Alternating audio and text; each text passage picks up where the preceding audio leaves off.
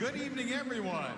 The Rainbow Ohana welcomes you to Banco Arena at Stan Sheriff Center on the campus of the University of Hawaii in majestic Manoa for tonight's men's volleyball match featuring MPSF member, the 7th-ranked Pepperdine Waves, versus Big West Conference member, your 3rd-ranked Hawaii Rainbow Warriors. Introducing the Pepperdine Waves starting lineup. At center, 6'6" junior from Gornje Milanovac, Serbia, number 5, Andre Polomac. At libero, 6' senior from Cypress, Texas, number 6, Jacob Riley. At opposite, 6'11" sophomore from Barrington, Illinois, number 10, Cole Hartke. And middle blocker, 6'8" junior from Sunnyvale, California, number 12, Ethan Watson. And outside hitter, 6'5" senior from West Hampton Beach, New York, floor captain, number 14, Ryan Barnett. And outside hitter, 6'4" sophomore from Trinidad, Cuba, number 22, Jose Gomez. And then middle blocker, 6'7" junior from Newport Beach, California, number 26, James Eady. Assistant coach, Will Kraft. Associate head coaches, Matthew Pollock and Luke Reynolds. Head coach for the Waves, Jonathan Wender.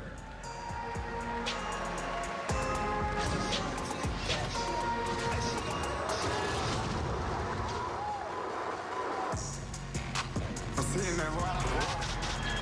I seen it come out the way. Nigga be past the rock. I'm saying me and McCullough. She trying to be part of my schedule. I told her to come back tomorrow. I've been feeling myself out there. I told her to come out. Pieces all on my lips. You know I can't kiss no hope. And now, meet and greet the starting lineup for your Hawaii Rainbow Warriors.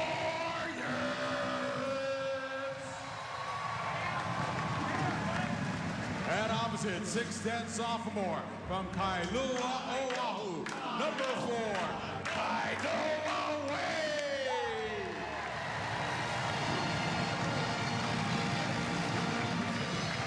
And outside hitter, 6'5" sophomore from Lyon, France, number 7, Adrian Ward.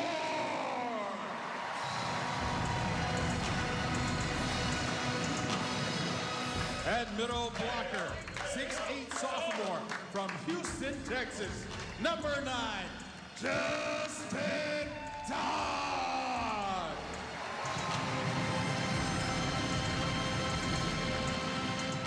At middle blocker, 6'10" sophomore from Mesa, Arizona, number 20, Travell Jordan.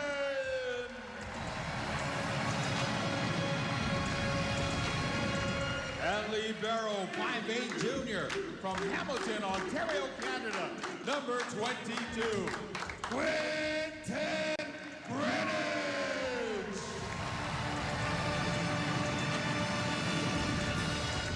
And outside hitter, 6'5" junior from Paris, France, number 23, Louis Sanganoko.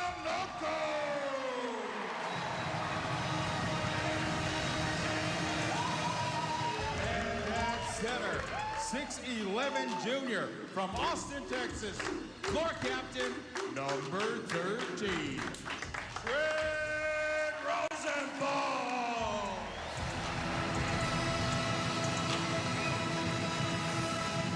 Assistant coaches Donan Cruz and Chad Giesman.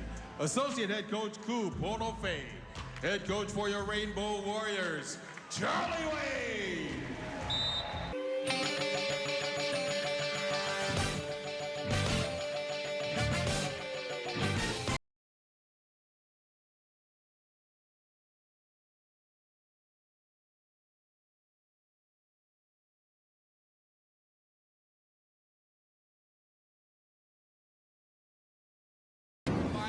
55. The Volleyballs now feature 3 players in the nation's top 15 in individual hitting percentage and lead the country as a team in hitting efficiency and kills per set. Tonight, another top 10 opponent is in the house. It's the first of a 2-match series between number 7 Pepperdine and the home team, Hawaii Rainbow Warriors.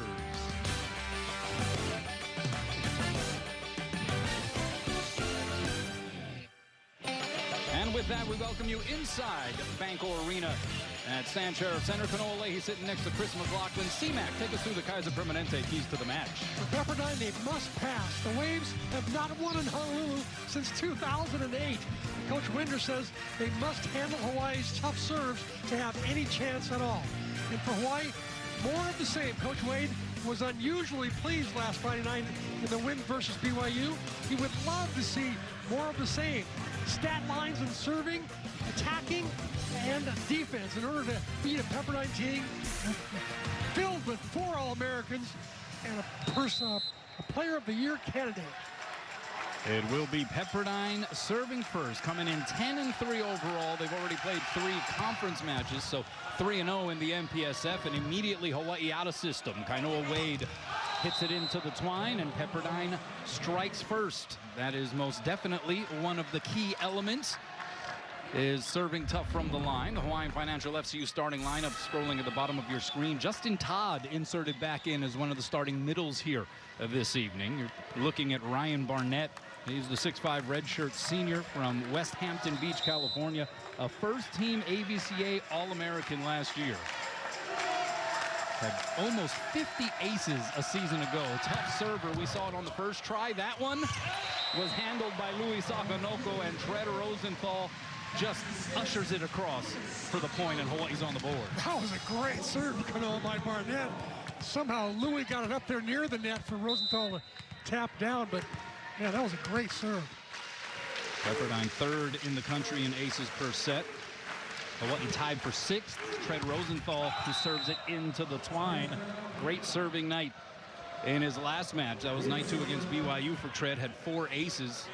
He's just one shy of reaching 100 career aces. See if that happens tonight. James Eady now, redshirt junior middle from Newport Beach, California, on the serve. Backside set, it's Sakanoko, and he goes off the fingertips of the block and down. The 6'5" junior from Paris, France, has been très magnifique this season, no doubt about it. 3.47 kills per set, hitting .389. He, War, and Kainoa Wade all top 15 in hitting percentage. A lot of us do the good passing that's going on. The first contact by Hawaii has really been good. Pass by the libero, Jacob Riley, backside, and that is Cole Hartke. One-handed dig there by Rosenthal. Wade sends it cross court. And now a free chance here for the Waves. They go middle, and the dig by Quentin Greenwich. High ball settles to War. Big block on the other side, and he's able to tool it, and Hawaii jumps in front. How about that dig by Quentin Greenwich? He just right us in the firing line of that shot. Just popped it right up for Rosenthal to give Roar another great set. That is what he has been doing as of late. Quentin Greenwich, 2.2 digs per set. Sakanoko scrapes the netting on that serve. And the middle set is dug up again. Backside a little off the mark, so Wade has to tip it over. Sliding save Riley. High ball set goes the left side, and Jose Gomez gets blocked back. From behind the line, it is Barnett, and the up by Louis. Here's Wade off the block and roofed. And Jose Gomez lets out a roar to the crowd. 6'4" sophomore from Trinidad, Cuba, who has been inserted here more recently as one of the primary pin hitters. Jonathan Winder, in his 4th season atop the program, the 2025 MPSF Coach of the Year, signed a contract extension through the 2030 season back in January. Good reaction there by Rosenthal to play it off the ricochet. War goes over the block. Was there a touch? No touch. And the Waves get the point. But Jonathan Winder, what a season for Pepperdine last year. Made it all the way to the Final Four. Here is Charlie Wade. His team has won 11 straight. It's the 8th time in the last 12 years that Hawaii has put together an 11-match or better win streak. Pass by Louis is a good one. Outside, it's War. There was no block to be found, and he crushes it, and we're tied at 4. The setter, Polomaj, was all alone by himself out there with Rohr. You know, Kanoa, that's not a fair fight. No. Even the timing of the jump was a little off, too, just to give Adrian more of an advantage. 4 serving 4. Travell Jordan sends it over. Middle set, and that one's pumped down by Ethan Watson. 4th-year guy here with Pepperdine. 6'8" redshirt junior from Sunnyvale, California. He was the MPSF Freshman of the Year back in the 2024 season when he was a redshirt frosh. Hitting .472 on the year. And he's a good one. Doesn't make many mistakes. Well, that pass tight to the net. One-hand set. Justin Todd applies a little love and tenderness there. Didn't go with the full detonation. But he gets the job done for the point. Timing just a little bit off of where Todd was up just a little bit early.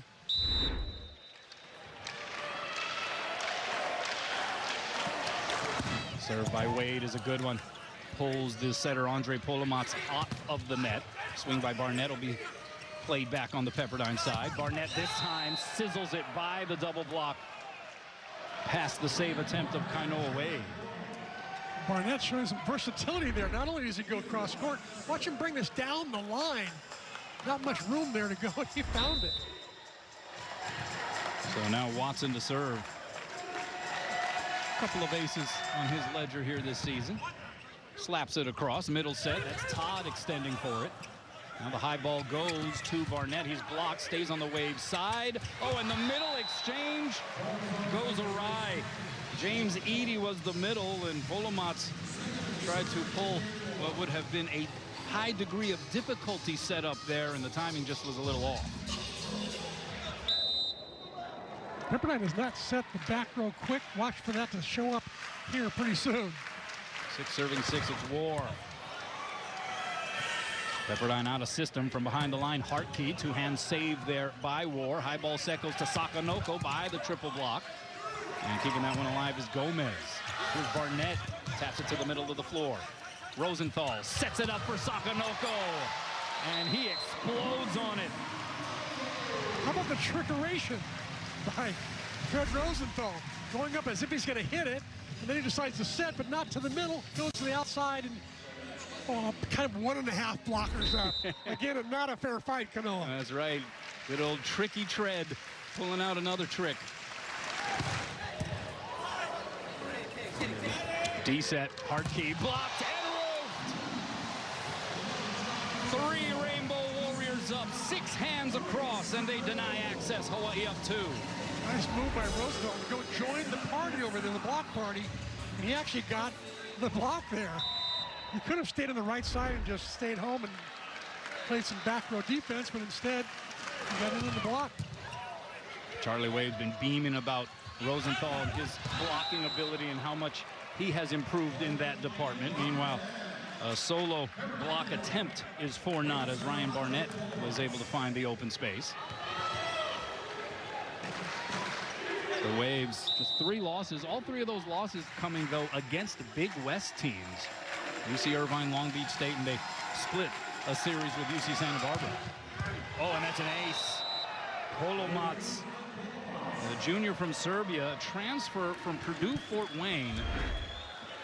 And he is a new setter with the program, and that's nothing new for Jonathan Winder. 4 straight seasons, all 4 seasons that he's been the head coach, he's had a different setter. And luckily, Winder was the setter himself, and an All-American one at that. Won a national championship as well at Pepperdine. Here's Wade from behind the line. Saved there by Polomats, so bump set goes to Hartke. 3 blockers up, and even that resistance wasn't enough. He's a good high snapper off the block. Even though he's 6'10", he touches 12-4, so we can go over that block easily. His numbers are astronomical.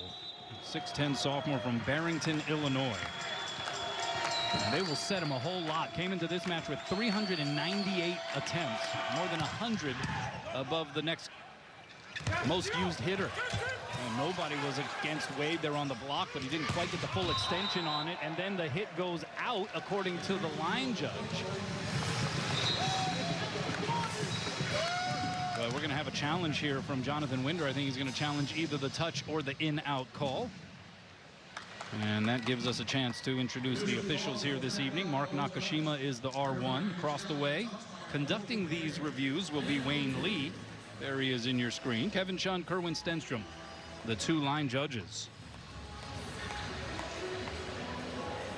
So the challenge is in-out. They can also look to see if there was a touch, but yeah, even in real time, that looked like it quite possibly caught a piece of the line, and it sure does look like it catches a piece of it there, at least from that angle. Look how high he gets up, top of the antenna. He's hidden from. It looks like it does catch the line. Yeah, Cole Hartke, you talk about a big guy, 6'10", very high point of contact. Was a second-team AVCA All-American, MPSF Freshman of the Year a season ago. But he has made quite the leap, even from the phenomenal season that he had as a freshman last year. Spent a lot of time in the USA gym this past summer playing for various teams, and it made him bigger, stronger, faster. Tremendous improvement. Wayne Lee has seen enough, and I think he's going to rule that it is in. So a successful challenge there for Jonathan Winder. And another point for the Waves, another kill for Cole Hartke.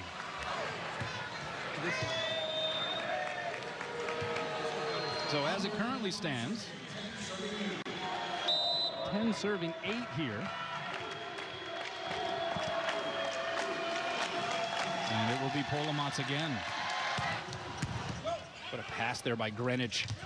That set shoots to the middle, and Justin Todd was able to lace it off of the hands and out. So Justin Todd getting the start here tonight, C-Mac, the redshirt sophomore from Houston, graduate of Moanalua High School. Ofek Hazan got the start and played throughout that second night against BYU. Played well when he was inserted into the match midway through on the first night.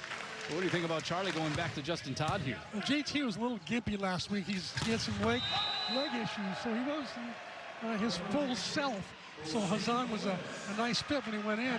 But during the week, apparently JT's gotten healthier. So Charlie said, oh, we're going to go with him. You were warning about perhaps seeing a few more instances of that pipe set. We saw it right there. Gomez lighting it on fire. Pass by Rohr. Middle set, a little low there for Jordan, so advantage here for the Waves. Bump set left side. This is Gomez. Gets the touch. And Pepperdine is up 3 here, 12 serving 9. Sometimes it's disadvantageous to be as tall as Trent Rosenthal is. Tried to go over and get some high hands, and they got just that. There's Barnett on the serve. And he sends it out, and that was kind of a Wade who was beyond the back line. Just trying to get out of the way.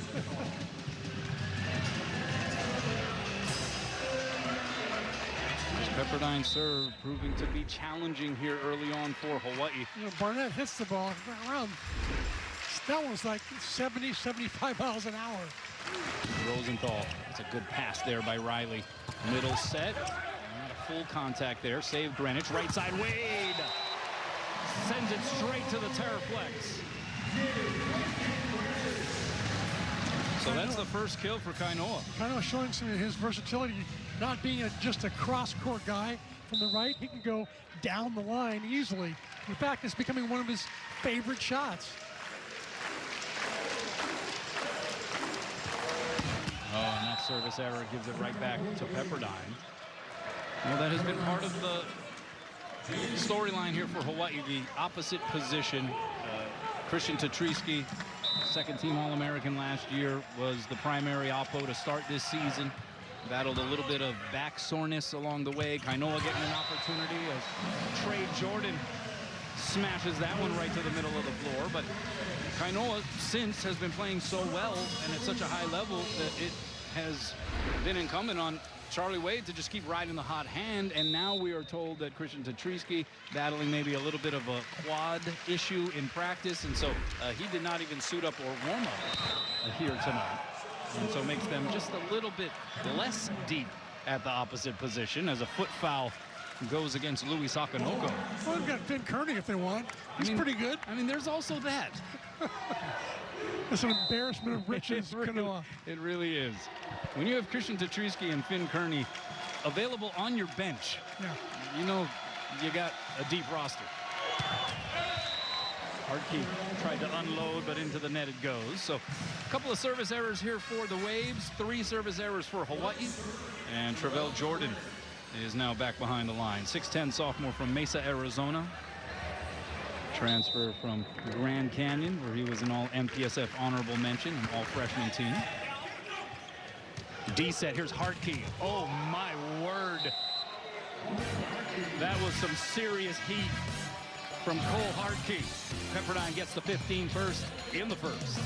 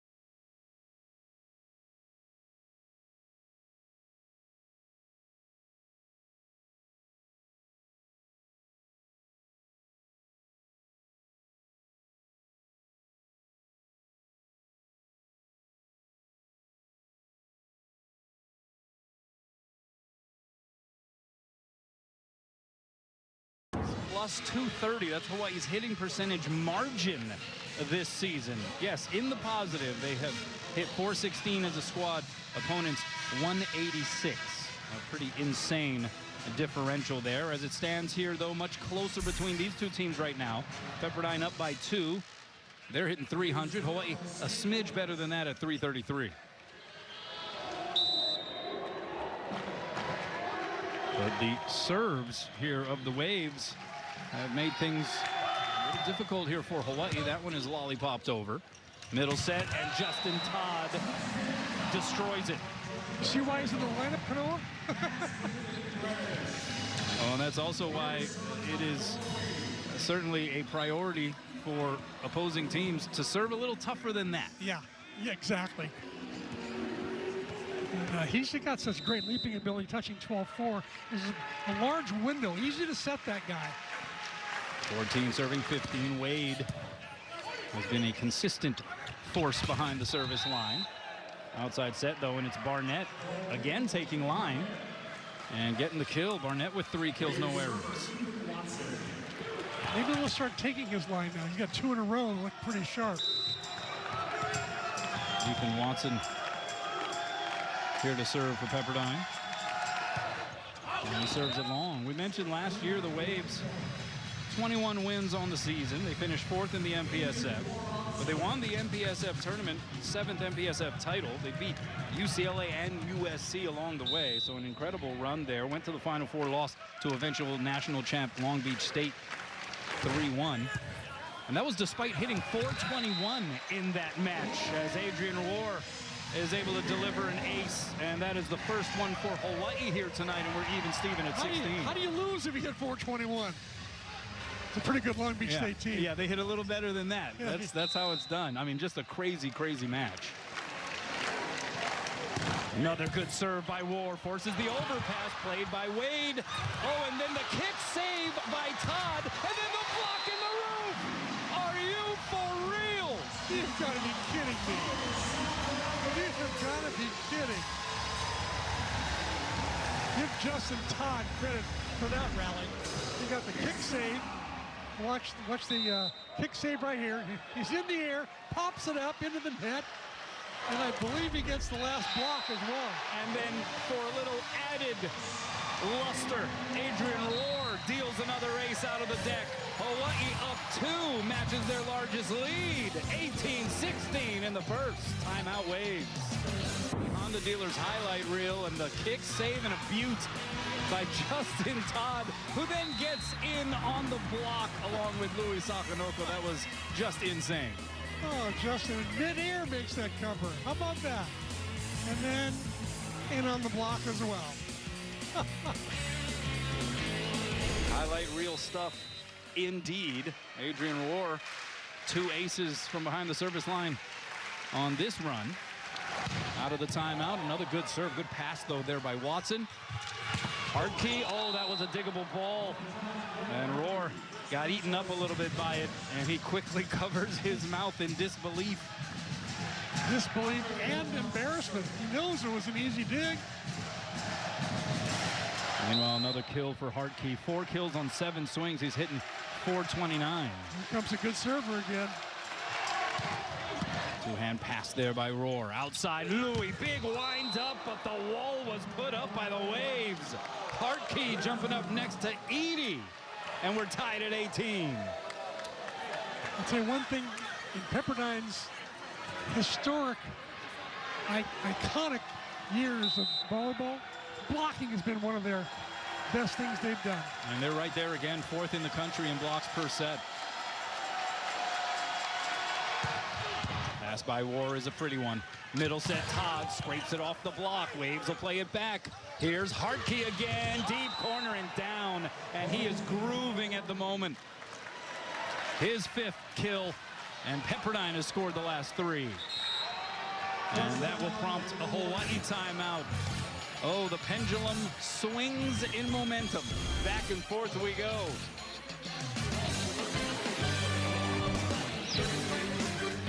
You can find Spectrum Sports on the Spectrum News app. It has the local sports you love, plus news and weather that matter most to you and your community, available on all your favorite devices.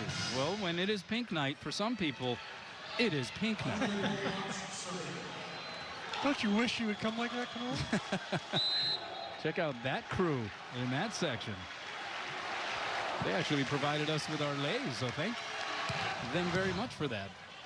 Pepperdine up 1 out of the timeout. Louis got dug up there by Polomats. High ball set goes to the right side, and it'll be played back by Hawaii after the touch over by Hartke. Here's Wade, and he was waiting to lay into one, and he caught that one in the sweet spot for his 2nd kill. He was hitting in the negatives prior to that, and we're tied again. He was off to another slow start, as he was last week against BYU, and then he came back, played much stronger, and looks like he's going to try to do the same thing tonight. Start slow, finish strong. 10th tie here of this opening frame. Finn Kearney in to serve. What a serve it was. High ball left side. Hartke goes off the high hands. Hartke would kill number 6. Only 1 error, hitting over 500. He's the real deal. Yeah. He is a Terminator by every definition of the term. 20 serving 19. Oh, that helps Hawaii's cause as Ryan Barnett sends it into the twine. And now Tread Rosenthal, the reigning, once again, Big West Conference Setter of the Week. 5th time he has earned that honor this year. 10th time he's earned it in his career. So are they going to rename the award? Come on. I mean, you could. I hate to say it. Big serve here. That pulls Polomats. Hartke off balance approach, hits it long, was awfully close, no touch up front. And are we going to get another challenge? We are. In real time, that looked awfully close to the end line. So this is going to be another interesting review as Jonathan Winder, knowing the importance of this point here in this first set, he's going to see if that one actually hit the end line. Yeah, I think it's a good use of a challenge by Jonathan Winder. Oh, yeah. That's way in. Yeah. This should be a quick decision by Wayne Lee, as all he has to do is take a look at the one camera angle there. Yeah, there's no question about that one. So Jonathan Winder on the brink of winning his second challenge here of the evening. Won the NCAA championship back in '05, was the former National Player of the Year at Pepperdine, four-time All-American setter. Played professionally for a bunch of years, was also a head coach for the Fresno State women's program for a time before coming over to Pepperdine. 2007 National Player of the Year. Yeah, a quick review, as you can imagine. And so Pepperdine takes the lead 21-20.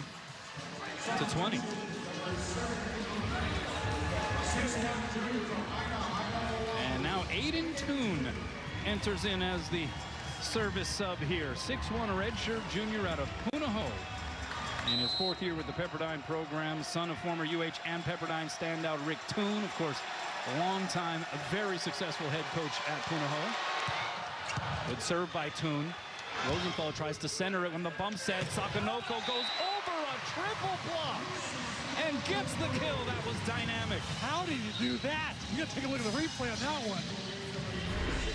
Great back bump set from Trent Rosenthal, but Sakanoko facing three blockers, pound away to get around them and down, or over them and down. Third put down for Louis, and now he's behind the line to serve. 21 all. Oh, the toss was a little off. Pass there by Barnett. Against the grain, it's Hartke, dug up by Rosenthal. Ward from off the court hits it into the net. And Pepperdine gets the point.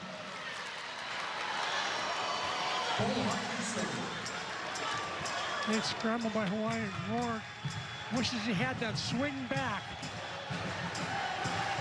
Hawaii hitting .269 now here in the first. Pepperdine at .357. This guy hitting .500 and now getting ready to serve, Cole Hartke. Pass by Greenwich is a sweet one. Backside, here's Wade. Sends it out. They're going to call a touch, and he gets the kill. Hawaii gets the point. And we're tied again.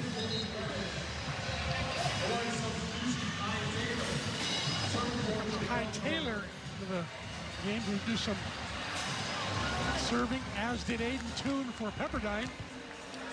Here comes Kai Taylor, cousin of Nikki Taylor, women's volleyball fame in Rainbow Wahine. Looking for good turns late. How about that sprawling pass by Barnett? Cross-court swing, diving save. Taylor on the Gomez hit, but Wade is blocked solo style by Gomez. What a one-on-one block. Hit her with the advantage there, but Gomez just in the right spot. Good read, stepped into the court there, tapped it down. Great play. So 23 serving 22, and it is Gomez, who one day hopes to play professionally. And look out! Touch a ball!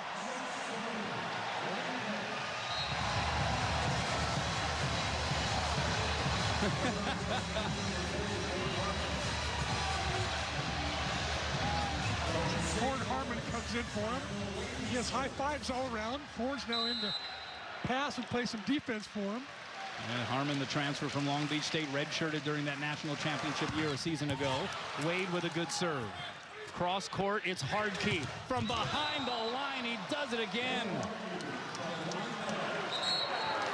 He's on fire right now. Tough to stop him. How about this set out of system? It is Barnett, one All-American to another. We got 4 All-Americans returned on this team.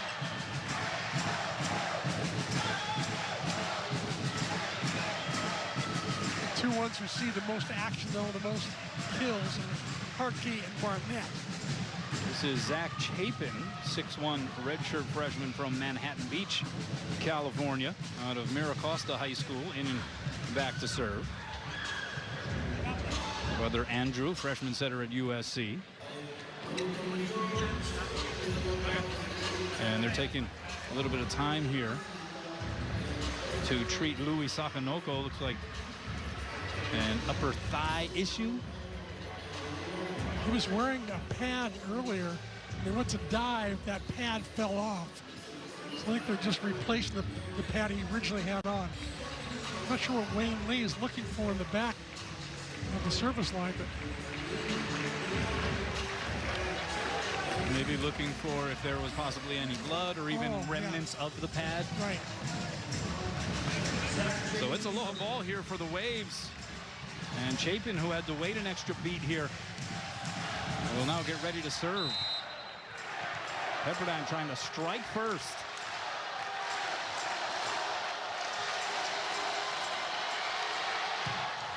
Pass by Greenwich, going to be tight to the net. We got a joust up there, and it's won by Tread. And we're playing deuces here in set one.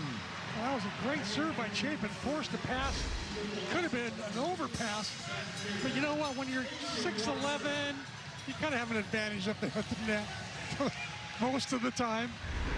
Yeah, on the Charlie Wade show on ESPN Honolulu last night, I asked Fred, so how tall are you officially? He's like, somewhere between 6'10" and 7 feet. Tall people are never that specific about their height, I think. Good serve there by Rohr. Nice pass D by set, Harmon. here he is. Hard key, punched up in the air by Wade. Played off the net by Greenwich. And it is now on the Wave side, on the attack. Left side, Barnett. Blocked back, the cover there by Edie. Here's Barnett a second time. Pushes it through the block. The little push dink got the job done. Fourth kill for Ryan Barnett. And it is aloha ball again for Pep. Even Greenwich playing this ball off the net. Tough play. And the guy who has maybe been the toughest serve for Hawaii to handle so far here, Andre Polomats, transfer from Purdue Fort Wayne. Popped straight up in the air by Rohr. Long run there for Rosenthal. Sets up Sakonoko off of one leg. Did he get the touch? Yes, he did. What a clutch play by Louis. The creativity once again on display, and we're tied at 25. Oh, one-legged takeoff. Set was inside. There's the touch. Again, doesn't pay to be 6'11" all the time. I think Hartke got a piece of that. Here's Justin Todd to serve. And he sends it out. That is the fourth service error for Hawaii in this first frame, and that one comes at a doozy of a time.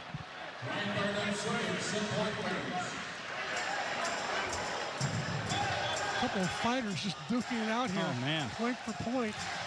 And the guy who got the serving started tonight, Ryan Barnett.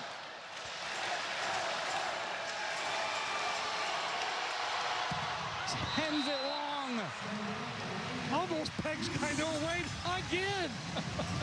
Kainoa playing dodgeball back there. 26 all here in the first. That was coming at 70 miles an hour. And we're going to have a timeout signaled by Pepperdine. Everyone just trying to calm down a little bit. Catch your breath. We're in for what could potentially be a long night here. If this is any indication, what has been your impression of what we have seen here so far in this first frame? Well, I love the offenses on both sides. Pepperdine's passing better than I thought they would. Ford Harmon in that last one really passed a really tough ball that Louis delivered. And it's going to become, I think, a battle of attrition, because I think the first team to break in passing is going to struggle. But right now, the two teams, one hitting 300, the other's Pepperdine hitting 364. So those are good numbers. And I think that the hitters are going to be really challenged tonight, because both teams have really good blocks. Hawaii's facing the biggest block they've faced all year. That's going to be challenging. But overall, you got to love the way, the kind of highlights they brought to us just in this first set alone. Yeah, the team sort of adjusting to each other's adjustments. Let's check in with Ryan Kalei-Suji. He's got something on Pepperdine. What's up, Ryan? Hey, that's right. Well, Pepperdine is making a lot of subs late in this set, and they're actually going with Ford Harmon, their backup libero, and smaller outside hitters actually playing in the front row. I'm not sure if they're out of subs, but right now Harmon is in that left-right position, and Hawaii knows it. So look for Kainoa Wade to get this set over a much smaller block on the left side for Pepperdine. Back over to you guys. Thanks a lot. Good shout there, Ryan. Ford Harmon, 6-foot redshirt frock from Santa Barbara. Again, transfer from Long Beach. We're tied at 26. We have been tied 17 times in this first set. 6 lead changes, and Pepperdine has had a chance to close this set out 3 times. It is Tread Rosenthal to serve.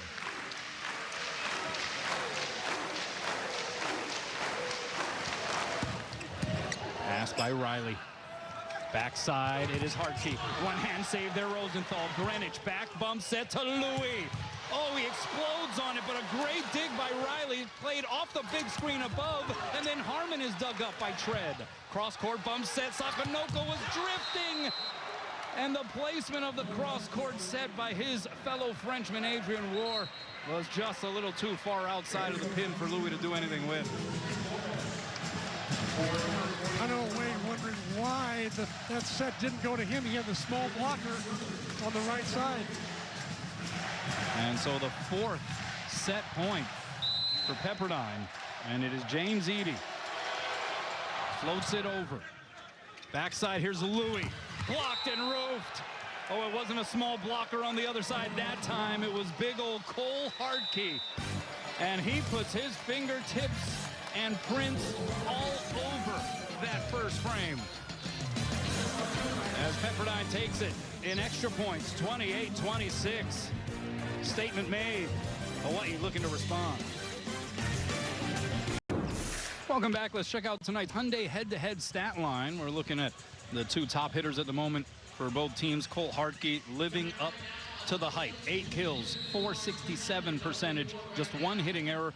Louis did what he could with 4 kills, but had 3 hitting errors, couple of blocks, made a couple of spectacular plays once again. But spectacular is the word to describe this guy.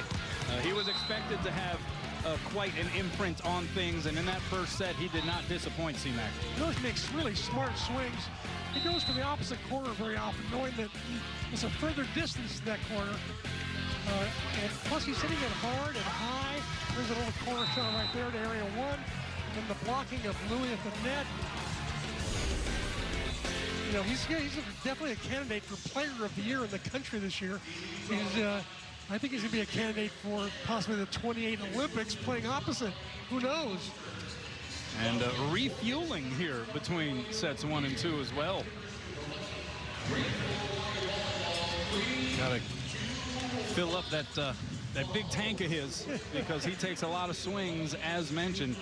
Notice that between Hartke and Barnett, they hit 25 of the 35 sets. So Hawaii has got to know that one of those 2 guys will get the ball pretty much every time. And Hawaii hitting 212 in that first set compared to 343 for Pepperdine. And so certainly a bit of a paradigm shift from what we have seen efficiency-wise from Hawaii over the course of this 11-match win streak. Set 2, though, underway. Pepperdine way out of system. And Hawaii now on the attack. War sets up Sakonoko. 2 blockers up. He's blocked. The cover there by Greenwich. Now on the other side, it's Wade. And Hawaii just a little out of sync here. Outside, this is Barnett. And he's able to push Dinkett down again. And so you're seeing just some disjointedness for Hawaii right now. We saw it in spots in that first set and here on the opening point in set 2. Greenwich made a nice cover there of the attacker, but then Hawaii just could not get a good swing on the next one. Pepperdine, a 12-8 run to close out that first set. They were down, remember, 18-16. Hawaii had the advantage at that point. Backside, here's Louis. Goes off the block, and great effort there by Riley. Diving across the Terraflex to try to get the spatula underneath that one, but Sakonoko gets the kill.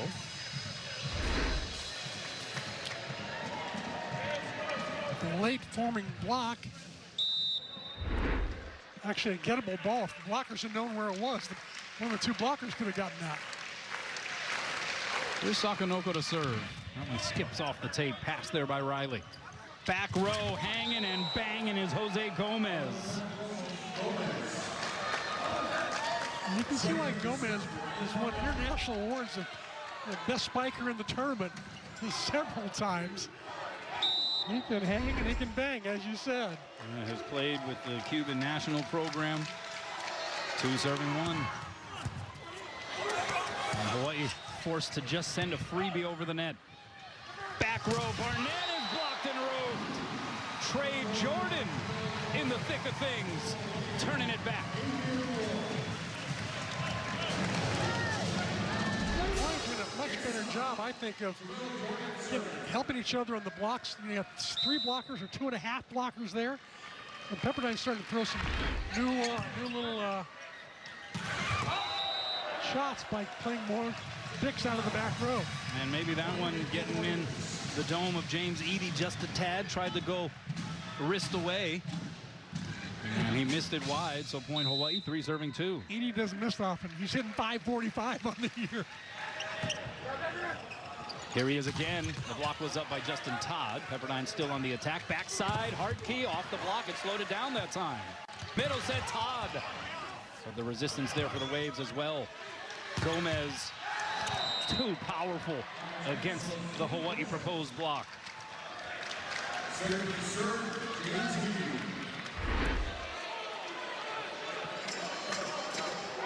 Gomez has been the 0-2 hitter on the for Pepperdine. Has been a nice addition to take some pressure off of Louis Sakonoko from the back row choosing violence. Oh my goodness. No blockers up, open net. Louis takes advantage. Look out below. 6 kills for him. The pass by Riley on the Wade serve. Gomez blocked and roved. That is one of the more formidable blocking tandems that Hawaii has to offer. Tread Rosenthal and Justin Todd.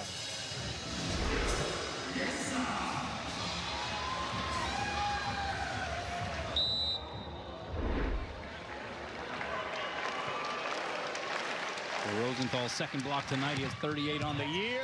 And then the ace follows that up. Kainoa Wade with his 19th ace of the season. And Pepperdine's going to signal for a timeout. Hawaii looking for a set 2 bounce back. Right now they have the early 6-3 advantage. That you come back. You can even bring Grogu if you want. Big West men's basketball tomorrow night here at the arena.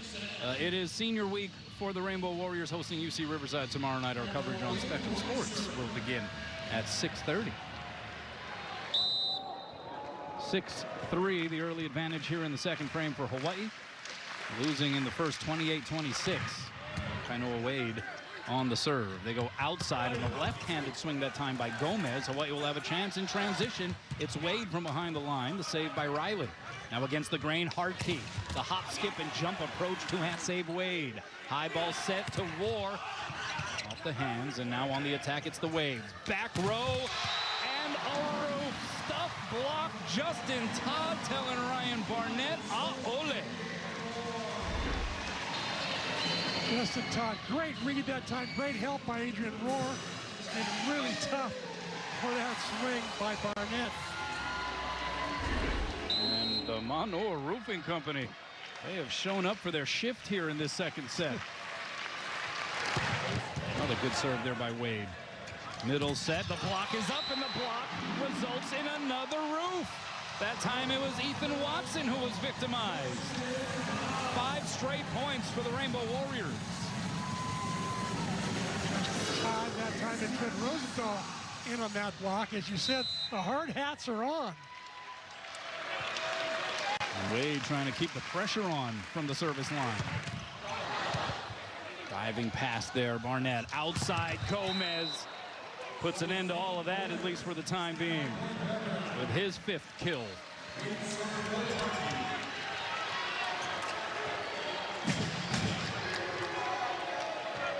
Gomez really swings hard, doesn't he? Every time, it's like 100%. Yeah, they got some big-time bombers. There's no doubt about it. This guy included. Hartke took a little something off there. Rosenthal tried to touch it off of the block. Body's tumbling. Now Gomez. Laid up by Wade. Here's War against the double block. It slowed him down. Waves on the attack. D-set Hartke. Another rip. 9 kills, just 1 error on 18 attempts for Cole Hartke. He's having some kind of night. Everything he touches turns to gold. Or powder. That's how hard he hits it. Yeah. 5 serving 8. Down the line, handled by War. He gets the set on the outside, is blocked. Scramble time for Hawaii. Rosenthal gets a swing out of it. Now Gomez, 3 blockers up. It stays on the Wave side. Gomez, second time, cross court and wide. No touch up front. And Hawaii gets the point. Gomez scolding himself there, as he knew he only had 1 blocker up. All he had to do was keep the ball anywhere in the court. So here's Adrian War. Some un-Adrian War-like numbers at the moment for him hitting-wise. Flat lining it at the moment.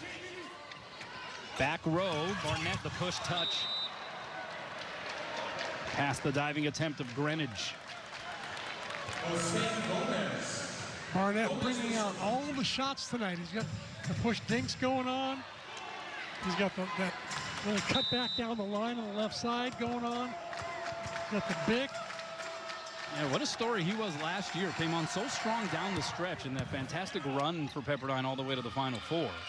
Sakonoko was blasted off the hands and out for the Hawaii point. But getting back to Barnett, he started the season last year on the B side and then just steadily worked his way into a starting role. And next thing you know, he was in a lead role offensively for this team. Hasn't given it up since, and he's now the captain. JT. Good pass there, Gomez. Gets the set in the back row and plugs it through the Hawaii block. Gomez doing a little bit of everything here for Pepperdine. Passing, playing defense, got a pretty good serve, except for the one that went to the 16th row in the bleachers. But other than that, it's been pretty good. That would be the one blemish, yeah. A pretty loud one. Oh, an ace. Ethan Watson able to handcuff Louis there, and Pepperdine within 2. Hawaii led by as many as 5 when they were up 8-3.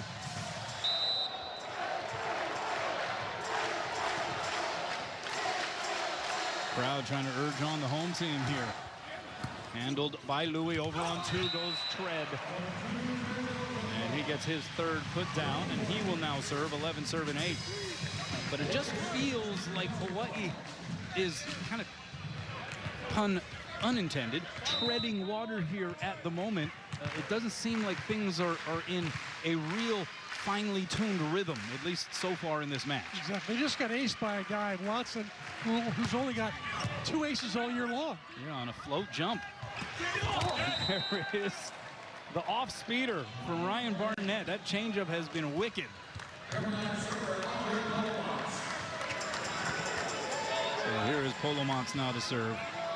Spent 2 years at Purdue Fort Wayne in the MIVA. Came down to play in this arena back in 2024, if you recall. As the serve misses wide to the near side. Polomonts also that same year, 2024, had a career best 63 assists. That was against Ball State. Of course, the head coach at the time for Ball State was one Donan Cruz. That's right. Now an assistant with Hawaii. 12 serving 9. Some smoke from Sakonoko. Hartke from the left side. Diving save, Tread. Here's Sakonoko from the back row.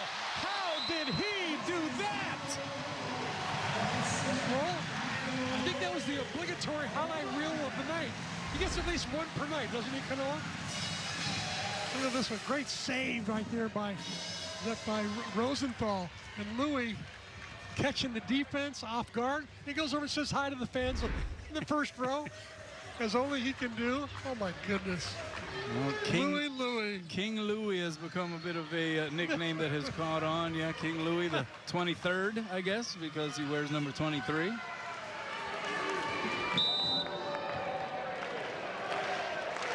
That would be great if there were 22 more of them, I'll tell you that. Yeah. 13 serving 9. Oops, that one over the net. And middle set, Greenwich with the save. Long run for Sakonoko, but he's able to get there. And now a very easy free pass over the net. Middle set goes to Edie. Diving save, Louis. Greenwich pops it straight up for Roar. Puts it right into that block. Here's Hartke off the bump set. He's blocked, punched up by Polomats. Cross court, Barnett pushes it through the block. Now it's Rohr, just has to send it over again. Long rally here. Backside Barnett, the tip works again. I don't remember the last time he took a full crack at it. How about in the middle of this rally, watch Louis Sakonoko right there, left hand, popping it up. He's got the broken pinky on his left hand that gives up his body anyway. And here's Barnett. He's a senior. He knows where all the open spots are on the court. He's gotten better and better each year. As we said earlier, a better leader now. He's a captain. And, just casually going about his business here tonight. He's very businesslike. He really is. Louis Sakonoko getting down to the business of wiping up the floor. Checking on that upper thigh, and it looks like the padding or whatever was put on there has come off again.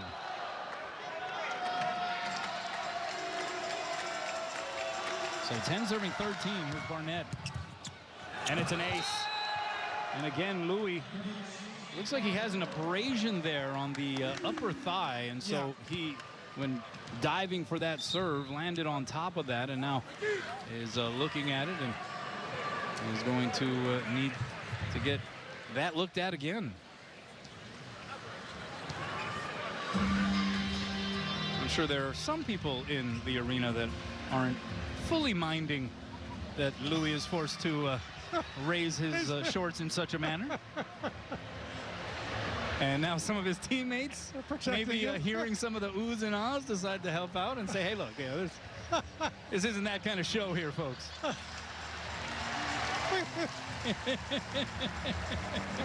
it's funny. That is funny, Kanoa. Oh, my. But you can imagine, right, if you are dealing with something like that, the old strawberry, right, the abrasion on the side of your leg on that hip, and she wishes she had X-ray glasses right now. But you can understand how that would become a pretty significant hindrance, especially for a guy who's always on the floor. Yeah. He's always falling on that part of his body.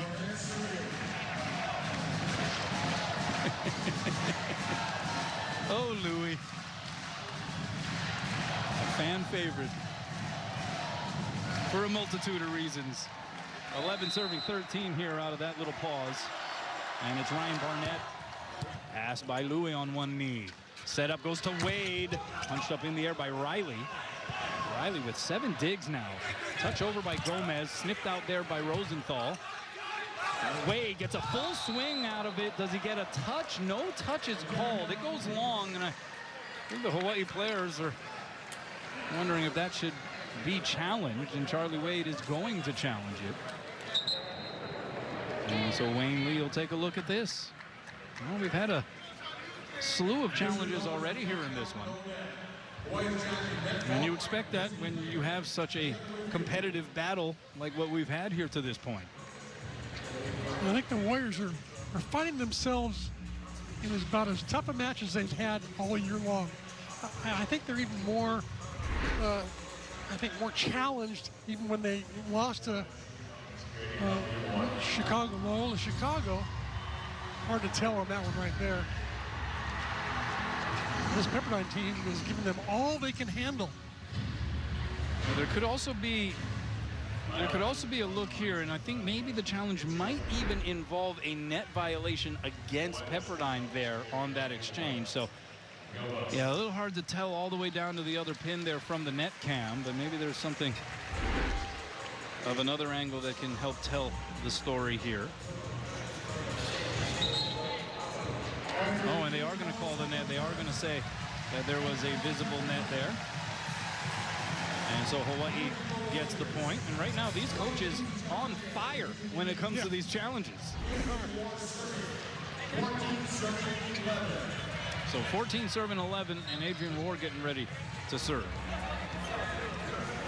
That ends up being the 4th kill for Kainoa Wade. And Hawaii trying to make sure that they are in the right rotation.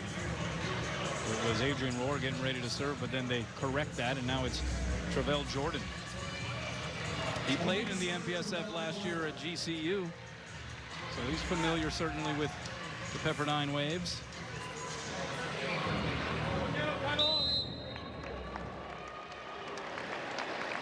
Just taps it over. Set goes backside. Hartke block, slowed him down that time. Rosenthal in transition. Back row Sakonoko. And it's dug up there by Riley. Here's Hartke again. Cross court and wide. And so there were a couple of moments that Hawaii able to slow him down. And the unforced miss. Hawaii gets the 15 first. Welcome back. We'll be back here with these two same teams for the Hanaho rematch on Friday. Spectrum Sports coverage will begin at 6:30. Have a long way to go here this evening. You see all the pink throughout the arena as the Rainbow Warrior tennis team got a win at Pacific earlier today. Of course, the pink to once again support the cause of breast cancer awareness. Outside, Gomez able to pound it off the block. Wade thinking to himself that he should have had one. He got a good piece of that.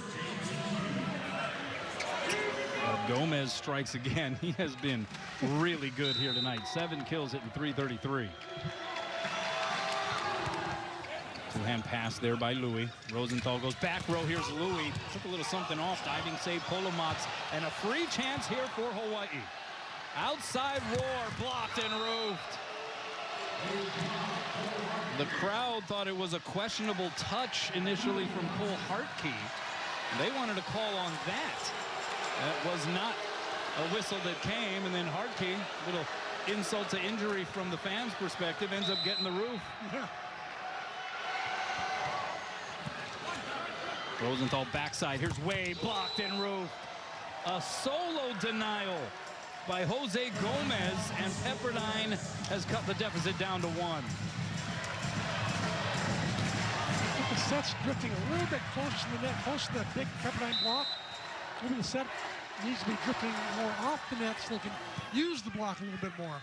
Here's Wade again. Yeah, that time able to get a bigger swing. Was able to avoid that block. Those were the first 2 blocks in this second set for Pepperdine.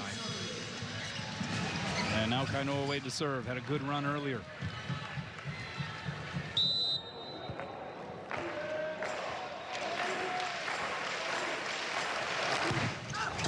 Cuts it to the near side and wide.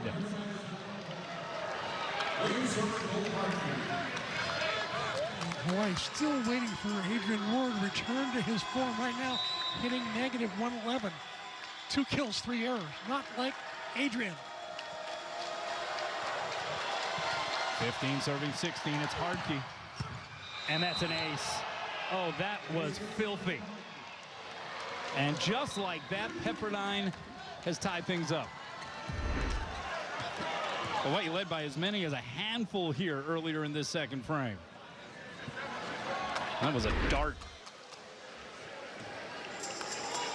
Well, you know, you got to remember, Hartke is 6'11". He touches 12'4". So if he makes a good contact point from out the service line, he can always be hitting it down. Yeah, that's true. He is a big dude.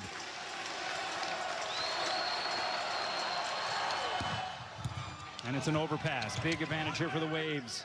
Riley gonna bump set Gomez. 3 blockers up, and it doesn't matter. They come at you in waves, don't they? Pepperdine now up a point. And Hawaii's gonna signal for a timeout. Pepperdine has quieted this building for the moment.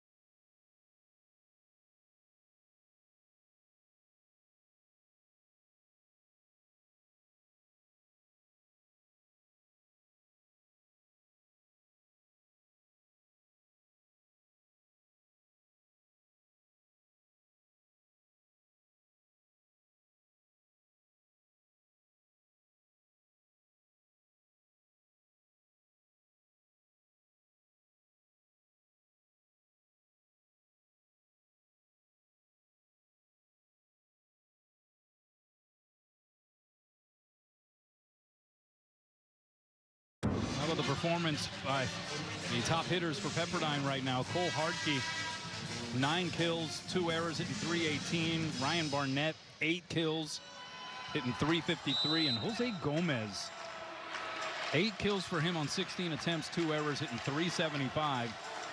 It is a 6-1 scoring run here for Pepperdine, and Hartke out of the timeout trying to keep the pressure on.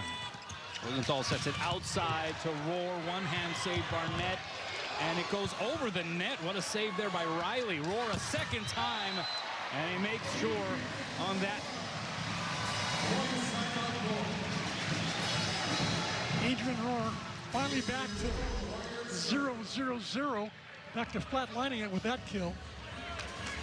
Yeah, meanwhile, the hitting percentage is a little bit different here so far for the Hawaii hitters. They have been in such an astronomical level as the serve by Rohr goes out. And there's just a little bit of a calibration issue right now, you feel, for Adrian Rohr. You have Sakonoko leading the way, 8 kills, hitting .294. Kainoa Wade and Adrian Rohr, they're both below 100. As you mentioned, Rohr triple zeros and a little bit off from the service line as well. And they're used to hitting .450, Kainoa and Adrian are.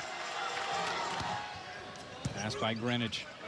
Middle set, and it is Justin Todd who gets rejected. And right now the Pepperdine block making his presence felt. Ethan Watson that time on the denial. The pass was so good, I think Watson knew that he was going to commit, because he knew that that set was going to go to the middle. Gomez on the serve. Rosenthal going to go D-set, a little off the mark. Stutter step approach there for Wade. Advantage Waves. Here's Hartke, cross court. Wade able to keep it up. Joust above the tape. Stays on the Waves side. Bump set. Here's Barnett. 3 blockers up. Hovers above the net again, and Barnett is able to push it by the Hawaii hands. And Pepperdine has snatched control of this second frame. A second set that saw Hawaii lead by as many as 5. Timeout, Rainbow Warriors. What has happened in your opinion here? Why has Pepperdine been able to flip the script so profoundly here in this second set? I think I think you mentioned it earlier. I think that Pepperdine's 3 pin hitters are hitting for a better percentage than Hawaii's pin hitters. Hawaii has 2 of the 3 pin hitters barely hitting 100, and that will cause all kinds of problems as far as siding out is concerned and trying to get points. So not as much termination by Hawaii's hitters for sure. All right, let's check in once again with Ryan. What's up? Hey, thanks, Kono. Well, here on the Hawaii sideline, there is a lot of talk, obviously, with the Hawaii coaches and as well as the players just trying to figure out what Pepperdine is doing. A lot of it, though, Hawaii is saying it's all of us. It's all on our side of the net. Assistant coach Donan Cruz spending a lot of time in the last 3 timeouts really trying to talk to the team just about basics and really about the serve-receive of Hawaii, which is kind of broken down right now, trying to get Hawaii's passers to do a better job of reading the serve off Pepperdine and moving their feet to get themselves in better position in order for Hawaii to run a more fluid offense. Charlie Wade also taking a lot of time to talk to his setter, Tread Rosenthal, where Hawaii's also getting frustrated with their wing blockers, saying that their right side blockers, which is Kainoa Wade and Tread Rosenthal, have to do a better job, especially on Gomez, on that left side and just staying low and tight. Back over to you guys. Thanks a lot. Yeah, work in progress, it sounds like, here for Hawaii, trying to make the appropriate adjustments here against Pepperdine. Pepperdine, meanwhile, on a 9-2 scoring run. They have had 3 separate mini scoring runs here over the course of that span. Pepperdine's had 3 service aces in this set to Hawaii's 1. That's another difference between the 2 teams. 20 serving 17. And a much-needed service error from the Hawaii vantage point. And Finn Kearney now heads in off the bench to serve. He's overdue to initiate a rally, don't you think? Yeah, have one of those sort of patented Finn service runs. They could use it here. Into the net it goes. So difficult to come in cold like that. Very difficult.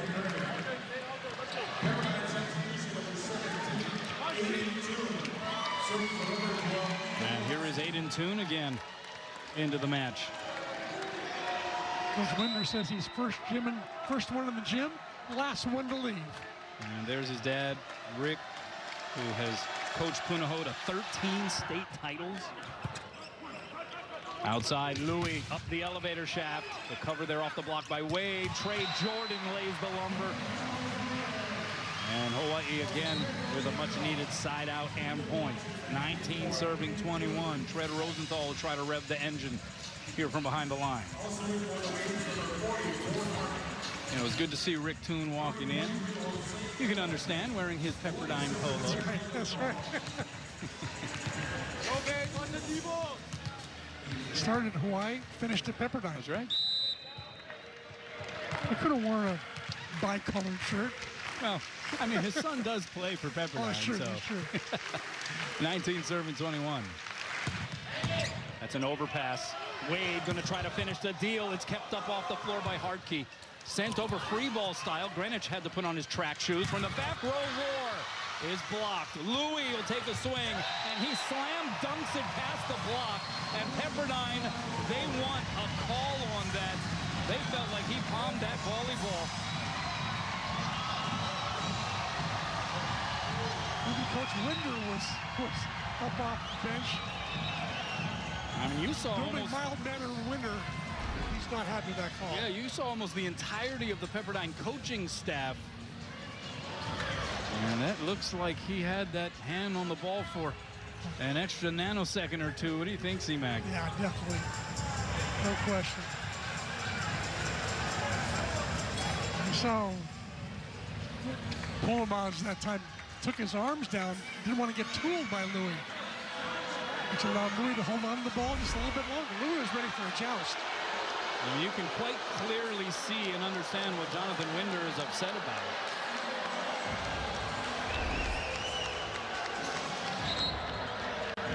This is non-reviewable particular play. You can't challenge that. Well, what he's also going to challenge, I think the way he can get around this, the challengeable part of that is a net violation against Louis, and it looked like his thumb did make contact. I think Winder's going to go 3 for 3 in challenges. Take a look at that right thumb of Louis. Followed through maybe just a little too much for his own good, because there it is. Yep. You can see just that subtle contact, but contact for sure.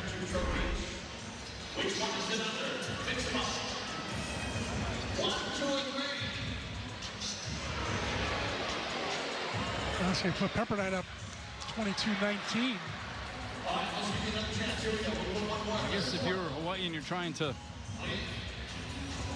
focus in on the silver lining here, you can say that this has clearly not been your A-game night. Certainly not by comparison to what we saw 5 out of 7 sets against BYU last week. Right. They go to extra points in set 1 despite losing there. Here they are. It requires this reversal for Hawaii to go down 2 here in this second set.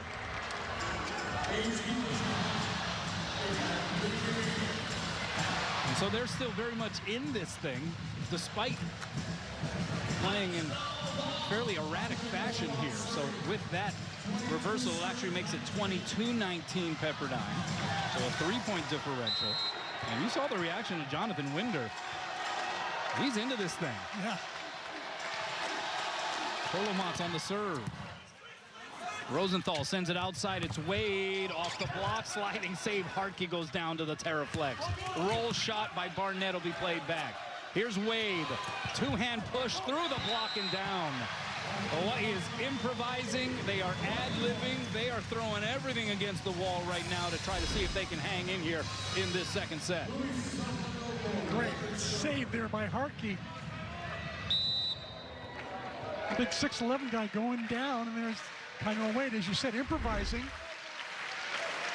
Hawaii just not in sync right now offensively. Louis with a great serve. Pepperdine will send it over. Free ball style. Chance for Hawaii. Middle set. Jordan! And Hawaii is within 1. Javale Jordan, tough to stop. Hadn't made a mistake yet. 3 kills, no errors. And that provides a cue for the crowd And Jonathan Winder not wanting to give the crowd any extended time to get further involved. He signals immediately for another timeout. Let's check in once again with Ryan Kalei-Suji. Ryan.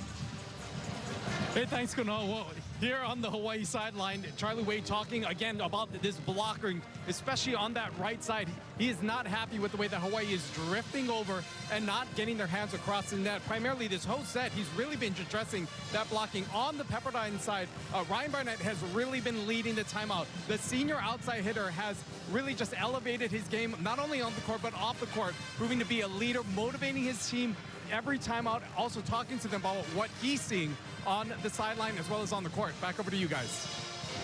Thanks a lot, Ryan. Well, for what it's worth, hitting percentage-wise, Hawaii with the advantage in this second set, 206 to 143. A little bit of an advantage in blocks, 4.5 to 3. Give a slight edge in digs to Pepperdine, and Pepperdine also with 3 aces to Hawaii's 1. But here we are, 1 point differential. Set 2, just like set 1, CMAC, up for grabs. What's interesting is that both teams' defenses have figured out the other team's offense. Hence, the low hitting percentage, 143 and 206. Those are astronomically low. Cole Hartke, 9 kills, hitting 304. Also has an ace, 3 digs, and 3 blocks. He's filling up the stat sheet. And now Louis Sakanoko to serve in a big spot here. Hawaii trying to avoid going down 2 sets to none. And he sends it well beyond the end line. The lead now is 2 for the Waves. He went for it.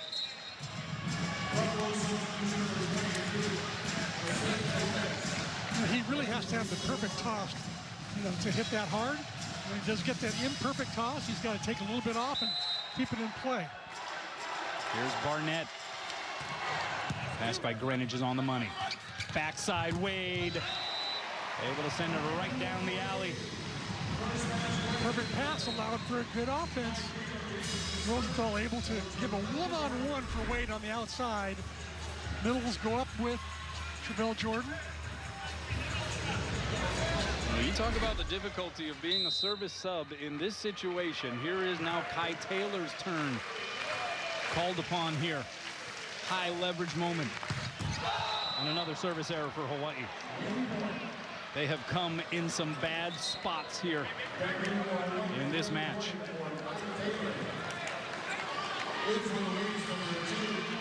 So aloha ball here for Pepperdine, and now Zach Chapin will come in as a service sub. The southpaw will try to close the deal here. Golden opportunity for the Waves to take a 2-0 advantage. It took them 4 attempts at set point in the first. Pass by Louis. Rosenthal sets up Wade. Down the line and wide. And Pepperdine takes the second, 25-22. And look out. The Waves have come into Honolulu, and they have put Hawaii's backs against the proverbial wall. And they'll have a chance to bust out the brooms.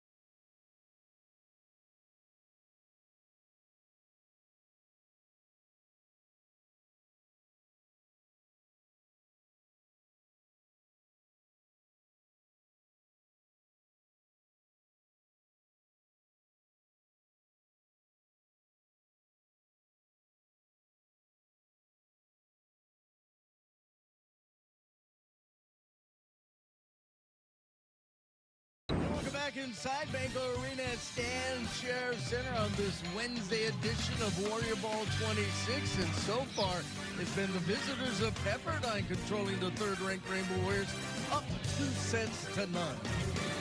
Scott, James, Ryan, and oh boy, what a difference a week makes, huh? Last weekend we had Hawaii anointed national champions. They're playing probably about as bad as we've seen them play in a while. Well, Hawaii's struggling on the serve receive, which makes it difficult, and their pin hitters, who normally, when out of system, can produce, really aren't. Kainoa Wade and Adrian Roar struggling tonight. We're on the opposite side. When Pepperdine is out of system, and we said this going into the match, they have a Player of the Year candidate in Harkey who's just going off. And so regardless if they're out of system or not, Harkey is producing, and right now just really dominating it for the Waves with 9 kills, hitting 304. Yeah, Harkey's doing an incredible job, and he is physically terrifying to watch live. I mean, this ball where he cranked down the line on the D ball, it's as if he's hitting it front row. Blocking, he's also adding so much to the Waves with his blocks. It's just such a big force. I think Hawaii had a lot of times looking flustered, but Harkey is someone not to play with, someone that's been in the USA gym this past summer, played with the VNL team. He's a terrific volleyball player. You know, we talk a lot about consistency and balance. Right now, Pepperdine has been the more balanced, consistent team. Gomez, another guy on the outside, he's got 8 kills, hitting 375. Yeah, Gomez is doing an incredible job, and a little undersized as an outside hitter, but he's playing incredibly smart. What I'm loving seeing is one really good swing against the triple block, finding the seams. He's just been staying super aggressive, but plays incredibly smart. We're seeing him recycle balls when they're not there, but then he can unleash a ball like that pick right there. He's playing phenomenal for the Waves. You know, you look at Hawaii, the only guy really that is getting anything accomplished is Louis. Adrian Roar is hitting 0, and Kainoa Wade's hitting 100. Yeah, and really, when you talk about Hawaii's strength, it's because those three have been playing so consistent. So when they're struggling, you know, you got to wonder, what does Hawaii do? Do they go to the bench? Christian Chatrisky out for this match because of that quad injury. You know, do they go to a player like Finn Kearney to put him on the right side? I think that Hawaii maybe should look at that. I mean, bringing Finn in would allow Hawaii to go to 4-man passing rotation. Hawaii's passes are struggling. Finn is a passer on the left, has played right. If Hawaii continues to struggle and not get offense on the right side, Finn may be a solution. Would that be one of your adjustments going into the third set? Yeah, definitely. How about for you? What does Hawaii need to do to get back in this one? I agree with Ryan. I think Finn is a good option. They look like they need a spark. I think they need to calm down. They look a little flustered, trying to play more of Pepperdine's game instead of their own. But I do think a little bit of a better serve receive and running the middles. Hawaii has the middle advantage right now. They're way more oversized compared to Pepperdine's. They got to steady out the passing, run the middle. That's where we're seeing a lot of offensive. All right, it's intermission here in Manoa. Pepperdine leading Hawaii 2-0.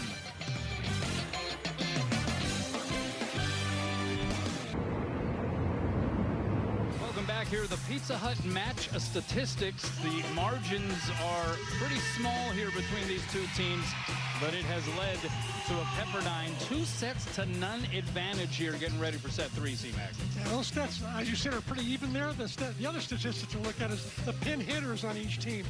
Pepperdine's pin hitters are all hitting over 300. Hawaii's pin hitters are lucky to hit over 200. Actually, they're hitting 200 or below. So, especially Adrian Roar really struggling right now. Yeah, so how does Hawaii reverse its fortune here going forward in what is a must-win third set now? Well, I thought they might try Finn Kearney in for Kainoa Wade, just sort of change up.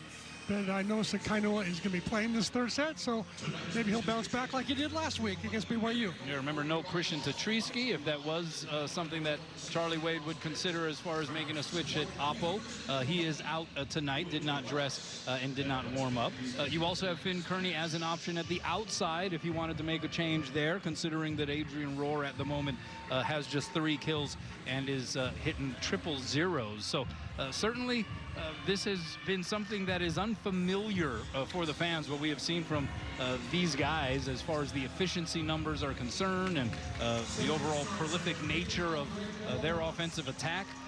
But we'll see. Perhaps that break has provided them with a little bit of a chance to reset things, and we'll see if they can come out with more of a rhythm here in the third. You and I saw them play almost perfectly last week, and now to see this reversal of fortunes, kind of shocking in a way. So Wade serve first out of the break. D set here is Wade, and that set was just a little off the mark there. It was a long broad jump for Wade, but the block is able to cover up the mistake, as you had 3 Hawaii blockers up there to return it to sender.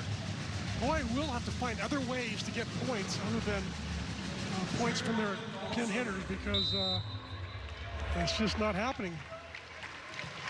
So Hawaii strikes first in the third. Here's Rosenthal. Set goes outside. Hartke from the left side. Tried to take line. Missed it wide. And Hawaii goes up 2. Remember, Hawaii led by as many as 5 in that second set. They were also up 15-11 before Pepperdine would go on a 9-2 run to take a 20-17 lead. And then there was that big challenge late, if you recall, that gave Pepperdine the 22-19 advantage. And it would have been a 1-point set at that moment had that call not been reversed. And this is going to be an out ball, and that's going to be another Hawaii point. So Tread Rosenthal with the ace, and that is career ace number 100. So a nice little milestone there for Tread. And done in just 2.5 years. Yeah, not too shabby. The all-time aces record is certainly within reach as that serve goes long. You know, it was funny, we ran into Tread's mom, Lindsay, prior to the match, and she told us that Tread forgot to leave her a ticket, and so she was outside. Tread's mom, ticketless, and fortunately there was some very sweet woman whose name was Virginia. She told her, she's like, I didn't even get her name, but she showed us the ticket. Virginia had an extra ticket. I guess they got to drumming up a conversation. She said, oh, do you know anybody on the team? She's like, yeah, my son is the setter. Gave Lindsay the ticket, and so she's in here spending the evening with Virginia. And thank you, Virginia, for being such a wonderful person. Great story. Middle set, and that one put down by James Eady. Eady, known as one of the most vocal on the team, most competitive middle blocker in the country, says Coach Winder. Infectious energy. Yeah, says he kind of has a whole game type of approach to the middle position. He's not just hanging around in the middle. Wade, that was a good contact there for Kainoa. We'll see if that gets him going here. 8 kills for him. And either way you slice it, a good reminder, maybe learning experience for Kainoa. He's going to have to learn how to play through some of these kinds of nights where it's just not in rhythm for him. Maybe the hookup with the setter is a little bit out of sync. And he's going to have to find a way to fight through that. Here he is again on the setup from Sakonoko, and he's able to go off of a triple block and out. So Kainoa Wade now showing some signs of life here. 9 kills for him. He's the top hitter at the moment for Hawaii. So Hawaii now, everything they touch is turning to gold. All the broken plays. Look at this dig there by Tread Rosenthal. Middle set, and that's going to be a kill for Ethan Watson. By the way, Rosenthal leads the team in digs right now with 8. Go figure. That's supposed to be either an outside hitter or maybe the barrel. And ironically, or maybe not ironically, the setter on the other side, Andre Polomats, he's leading Pepperdine in digs. And that's an out ball. And so the Waves, a couple of self-inflicted wounds here early in the third. It's 7-3. Hawaii in a must-win situation here in set 3 to try to prolong this match. Down 0-2.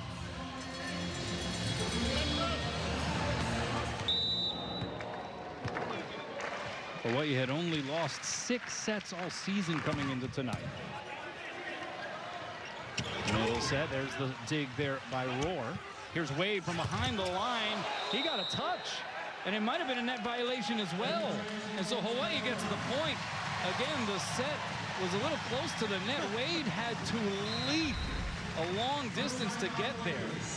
And a timeout coming from the Waves. They got the touch, they got the net. Hawaii gets the point. It'll be senior night for the Rainbow Warrior basketball team on Saturday. Long Beach State will be in the house. Hawaii saying aloha to 6 seniors who have left their mark on this Rainbow Warrior basketball program. You can share in the moment, pack in the stand, final home game of the season. And one last time, Hawaii will play at home as a member of the Big West. So get your tickets at hawaiiathletics.com. Nobody does senior night like the University of Hawaii.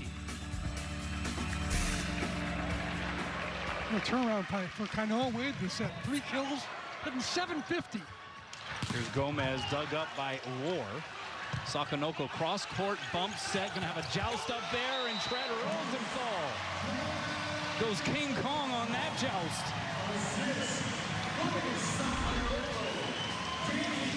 Hawaii perfect on their offense so far in set number 3.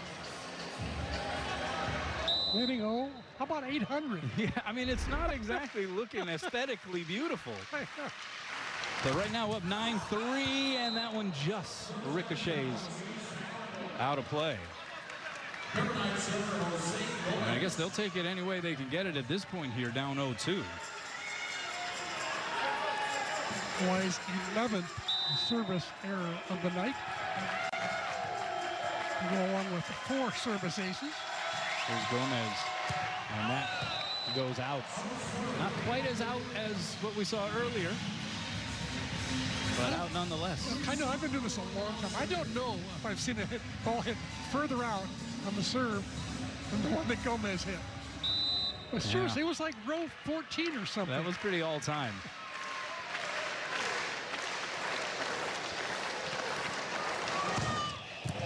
Pass there by Barnett. Diving save there, Sakanoko against the green. It's Wade through the block. Pancake save, Riley. Here's Hartke, dug up by Wade. So Rosenthal bump set to Roar. Rips it off the hands. There's Riley again. Now on the other side, Barnett off the hands and out, and Pepperdine wins a lengthy one. This pancake dig there by Riley, I'm sorry. And it's the end of the play. Justin Todd just a little late getting out there. Riley from Cypress, Texas. Second year with Pepperdine. Was second team All-American last year as that serve goes into the net. Riley, who got to Pepperdine after a couple of years at Concordia Irvine. So he has spent his whole career there in the MPSF. Hawaii up 11-5 here. Riley also played for Spike and Serve back in the day. That's right. Played some club volleyball down here in the islands. High ball set. Here is Hartke. Oh, he put everything he had into that one. And Sakanoko, you can see he was guarding the end line behind the end line. Yeah. So 6 serving 11. And the way this Pepperdine team has served here tonight, no lead feels safe.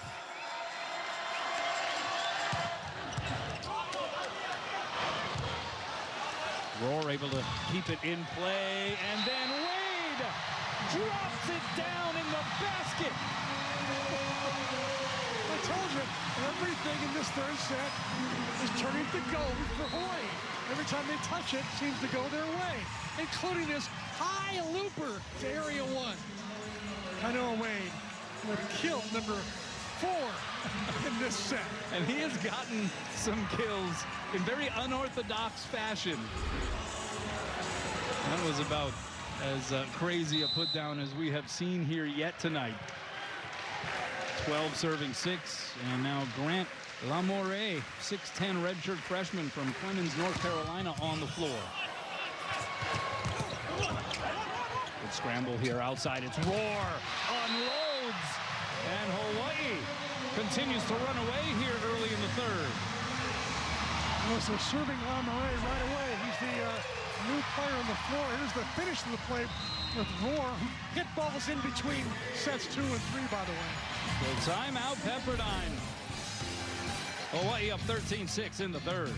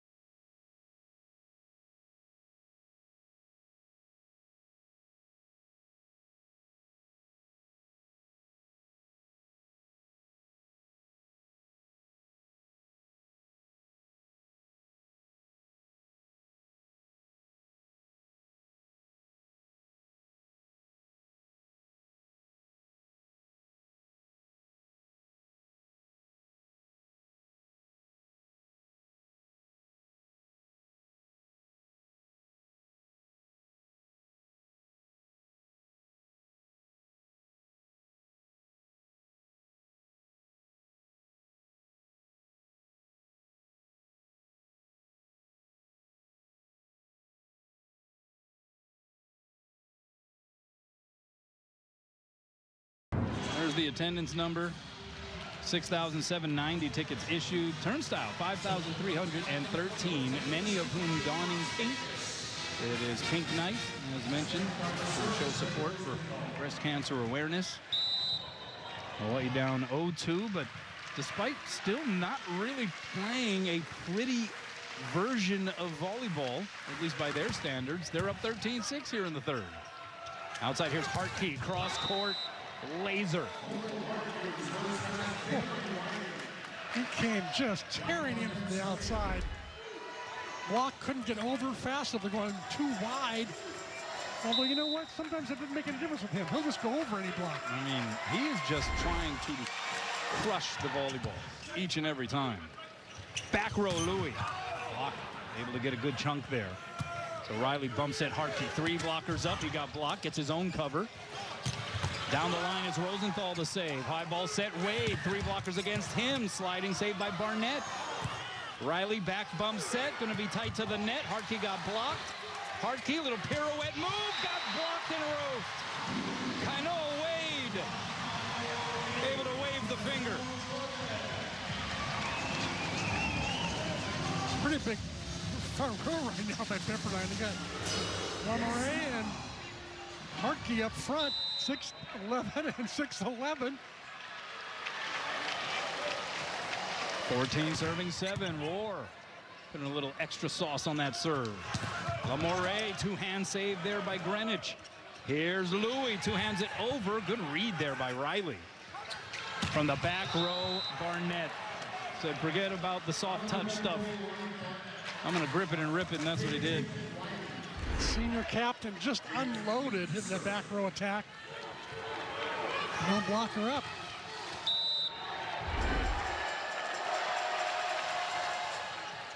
Float serve over. Here is Jordan, got blocked.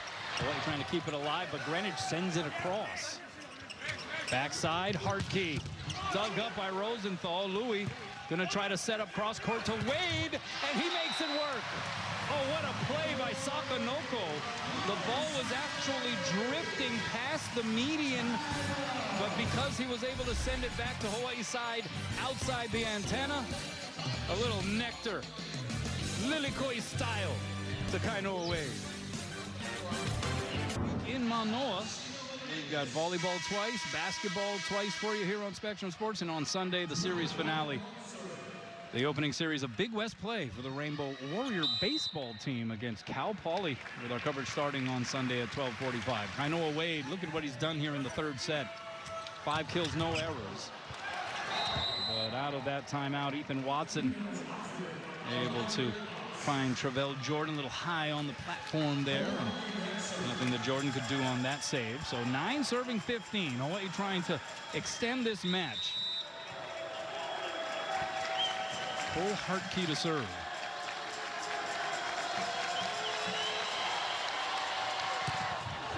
Oh, look at that pass by Louis. Down to his knees. Rosenthal sets up Sakonoko.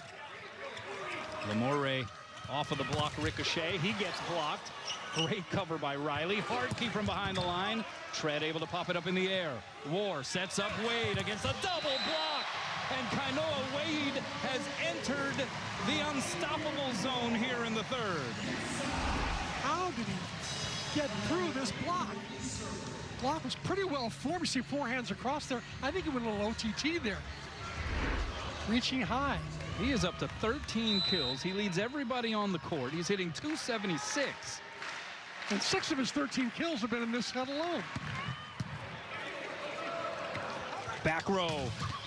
Barnett unleashes. Maybe a little bit of uncertainty as to whether or not that was an out ball. I think Charlie Wade considering a challenge here. And he is. It was called in.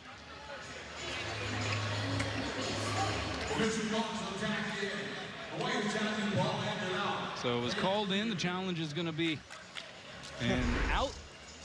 First at thing least as evidenced by what Charlie Wade is saying. First thing Charlie said was, Justin, did you touch it? Oh, that's going to be close. Yeah, it looks like it catches a piece there at the end line. It does. Zoom in on that.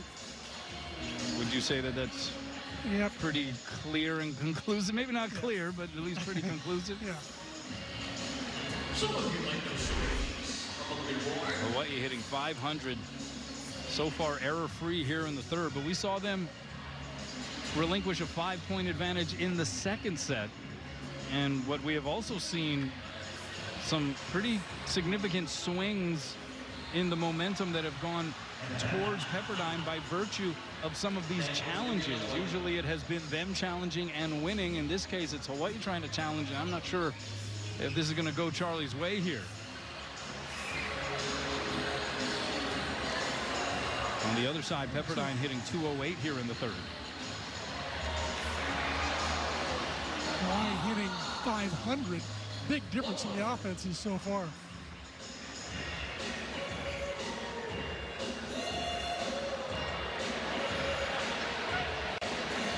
This is the 82nd meeting between these two programs. As they go all the way back to their days when they were both in the MPSF. You can even extend that further back when they were both in the California Intercollegiate Volleyball Association when they first met in 1981. By the way, did you know they're getting a new gym next year? They are getting a new gym. Last year, Firestone, Hawaii's going to get to play in that gym. Yeah, so Firestone Fieldhouse, which has been their home for now 56 years, also dons the name, the Marv Dunphy Court, named after legendary Pepperdine head coach Marv Dunphy, who still remains a head coach emeritus and actually has a desk right next to Jonathan Winder. They said he said they talk every day, but they're moving into what is called the Mountain at Mullen Park. It's a 3,600 capacity new facility. It is going to open somewhere in late December of the 2026-27 athletic year, and so it will house basketball and volleyball. And yes, Hawaii is scheduled to play up there at Pepperdine, and so they'll be able to get a taste of that new facility. It's said to be state-of-the-art. You got a four-sided video screen, and it sounds like it is going to be a pretty fantastic place for Pepperdine to host sporting events. VIP suites, very, very fancy.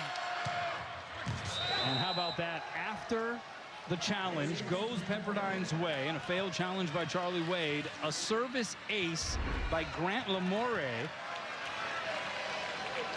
I mean, just dotted that one on the far side, and Pepperdine creeping back in. Lamore has been injured. Only was cleared recently to play. Good pass there by Greenwich. Outside Louis. 1-on-1. And he lays the smack down. One of the things that Hawaii, if they're going to be successful tonight against Pepperdine, is they've got to stop any kind of runs that Pepperdine makes, because Pepperdine had that good run at the end of the second set and made a big difference in winning. 17 serving 11.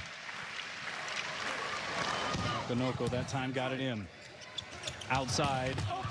Barnett dug up there by Wade. Louis sets up Wade. And his hot streak continues. He is sizzling right now.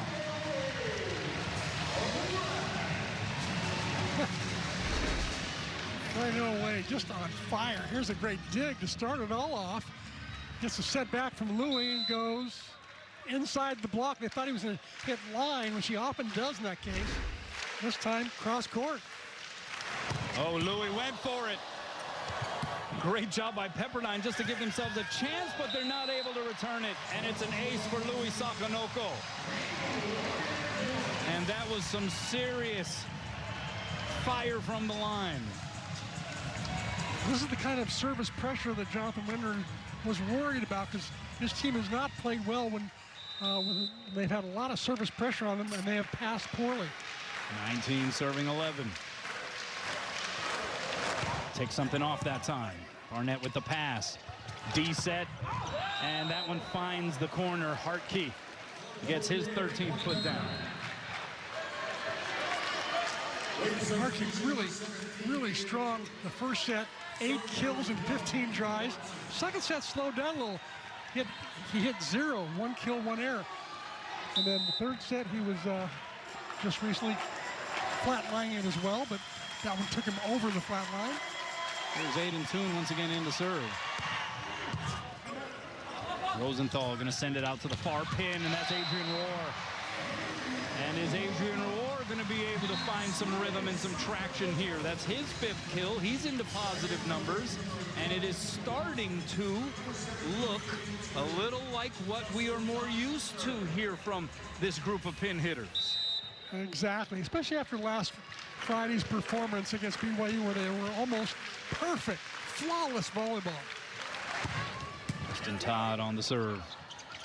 In the middle set, the net slowed it down. Outside, it's War, blocked and roofed. Edie able to get a good chunk of that, jumping up next to Polomats.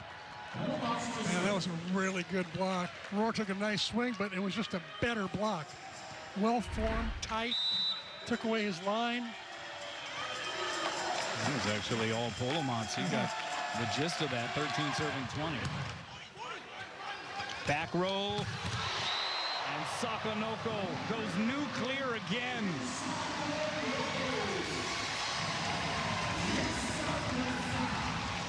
I think Louis calling for more sets. And you know what? Tread knows when to find the hot hitter and where to find them. 21 serving 13. Down the line it goes. Hartke able to pop it up. He'll get the set on the left side. 3 blockers up. How about that guardianship of the back line? And then Louis from the back row. The cover there by Greenwich. Pump set goes to Rohr by the block and down. Now that is more vintage Hawaii volleyball, where the outside hitters are putting down that broken play.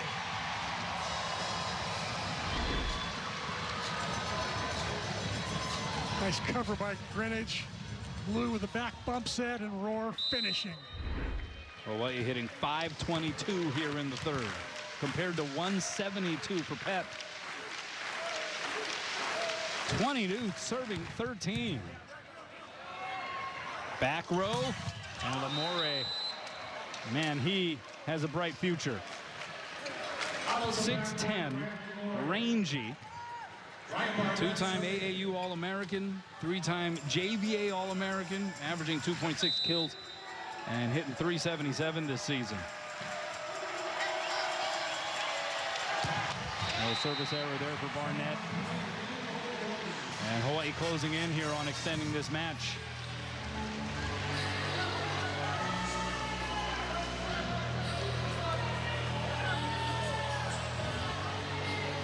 I wonder how many more times this year we're going to see 2 6'10" guys on each side play each other. Very rare.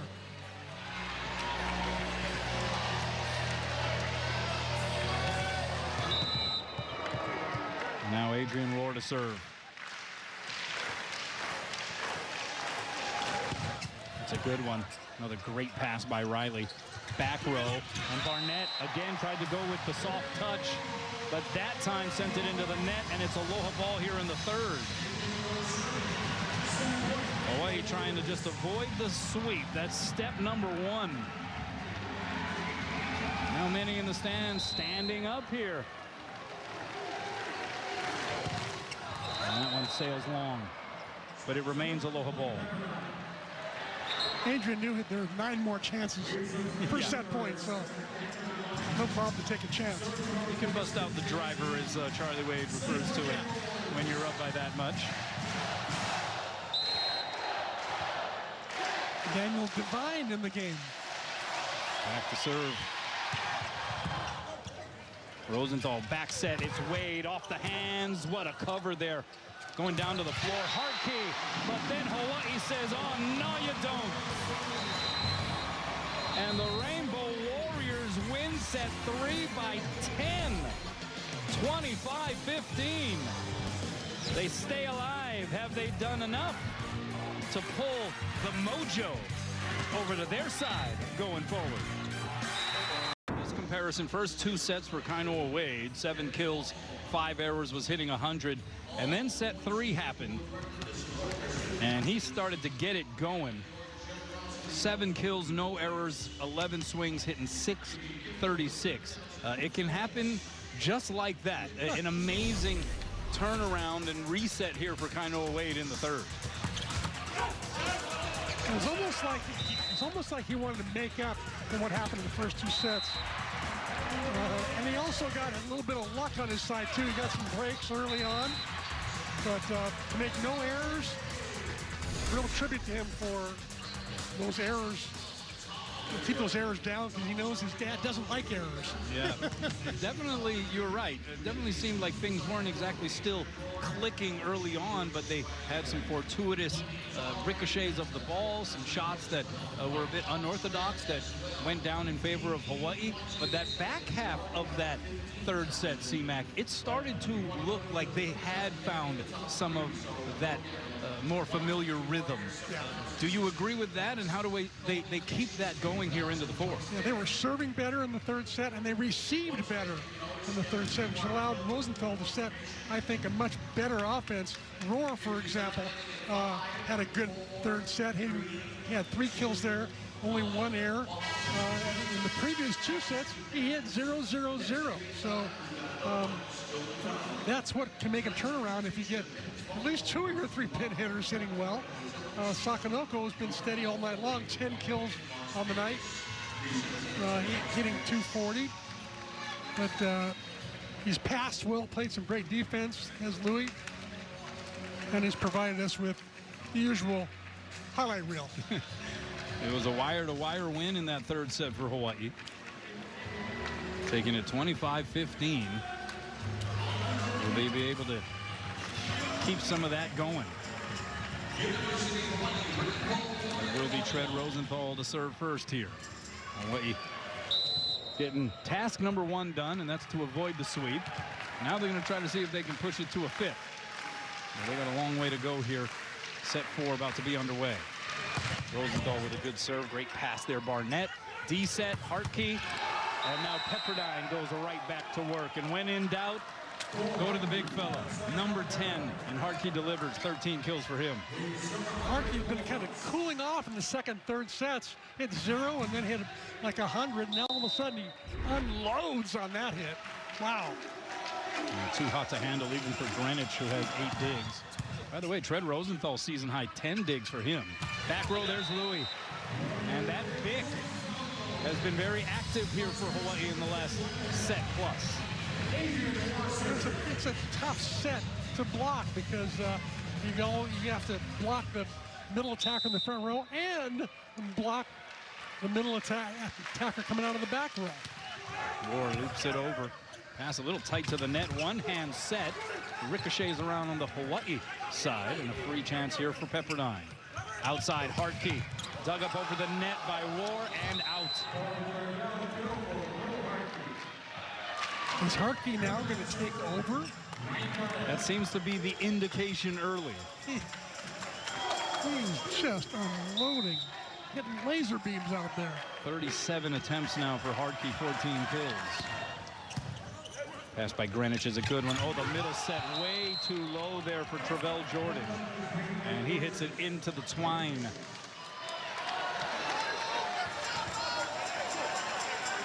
So 3 serving 1. Positive start here for Pepperdine. Missed opportunity there for Hawaii on what was a good pass by Greenwich. Outside, Louis against a double block, and he tools it. Sakonoko already into double figures in kills. He has 12 to go along with 7 digs, couple of blocks.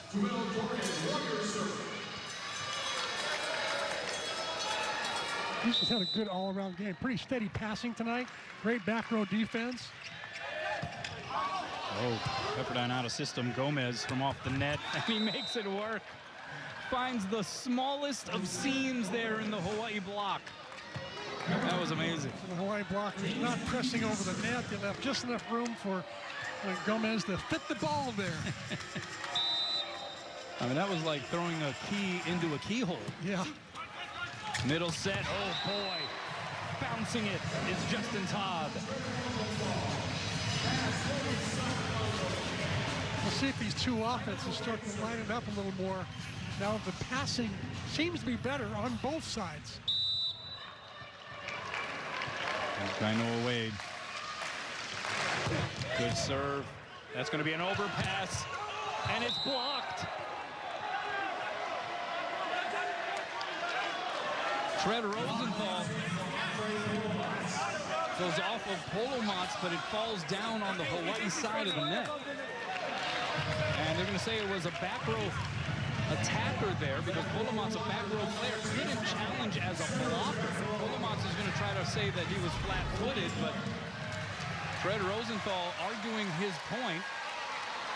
He left the ground. He Polomatz left the ground, and he went above the net. So after a little confusion there, they do give the point to Hawaii, and it's now 5 serving 3.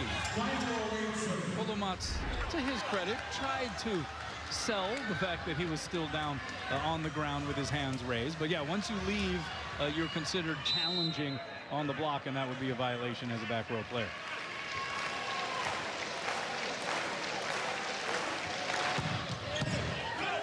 Nice pass by Riley. Back row. There he is again. Cole Hartke. And it's 5-3 Pepperdine. Yeah, I would say what you're hinting towards is what to watch for here.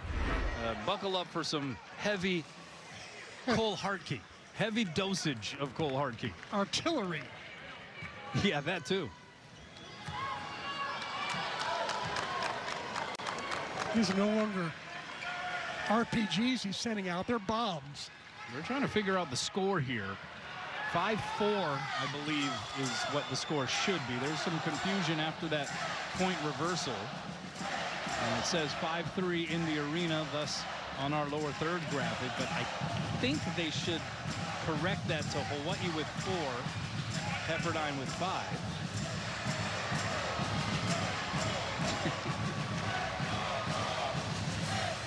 This is supposed to be the easiest part of this whole thing. It's just keeping track point by point, but it can get a little murky as we have seen here. Yeah. Derek Inucci, the sports information director for men's volleyball over there, making sure that the score is right. We have our statistician, Carrie Ambrosich, who is very confident in saying that it should be 5-4. And if Carrie's saying it, there she is, former Rainbow Wahine setter. If she's saying that that's the right score, it's the right score. They heard her. They just changed it, Kanoa. That's right. They should just ask her. Yeah. We could speed this whole thing up.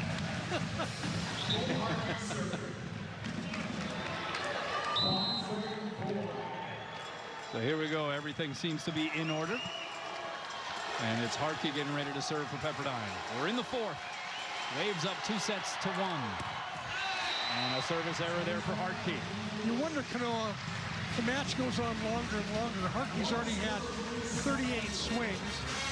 Who knows how many times he's had to jump from behind the line and serving. That condition might be an issue. Here's Louis. Made sure he got it in. Back row, Barnett.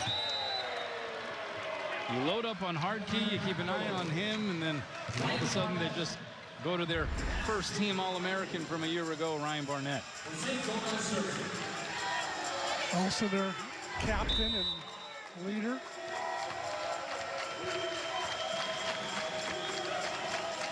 Here's Gomez, another guy you got to worry about. Outside is War. And tried to go high hands there, did not get a piece of the block. And so an out ball there for War. That's his 5th hitting error to go along with 6 kills. Very unusual for a guy who's been hitting 400 most of the year, coming down to earth. Yeah, 437 on the season coming in. Entered this match 6th in the NCAA in hitting percentage. Gets dug up there by Riley. Cross court, it's Hartke. What a set that was. Barnett to Hartke. That was something special. It really was a great set. I give him a lot of credit for that. Bit of a side set there. Puts it up, no spin, right on the money. Hartke beats 3 blockers. Pepperdine's bench getting a little bit of a warning there from the officials as they made their way a little too close to the court. Back row, Louis off the hands and out. And so right now a steady dose of Louis Sakanoko seems to be the prescription for Hawaii. 13 kills now for him at 6 serving 8.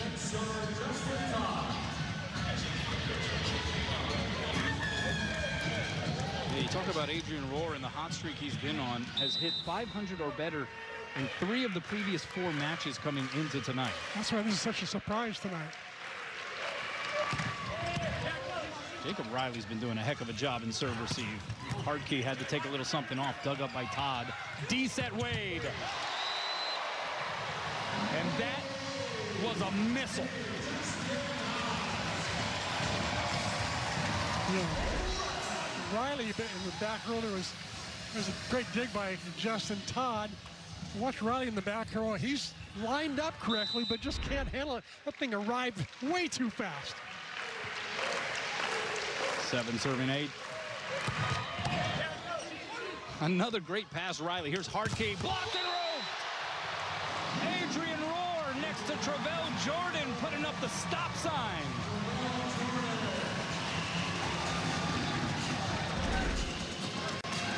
After a slow start in the fourth set, Hawaii finally brings it back to even. Showing some grit here. See the blocking comparison. Can Todd keep the pressure on? So Pepperdine jumps back in front. I think the service errors for Hawaii now up to 13. It's not just the amount, it's also when they have occurred.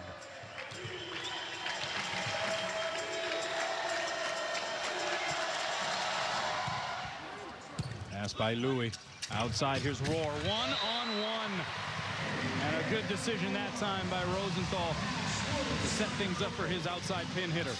Exactly right. Had Tread tried to tip that ball over or get in a joust war up front, I don't think he would have been as successful as setting outside to Rohr. Well, here is Tread Rosenthal.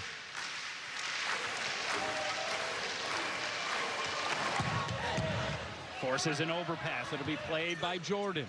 Rosenthal goes backside to Wade, and he detonates, and Hawaii jumps in front. That serve by Rosenthal, it was an overpass, just like getting an ace, basically. Because Hawaii should convert those free balls at a fairly high clip, 80–85% or better. Hawaii leading for the first time here in the fourth.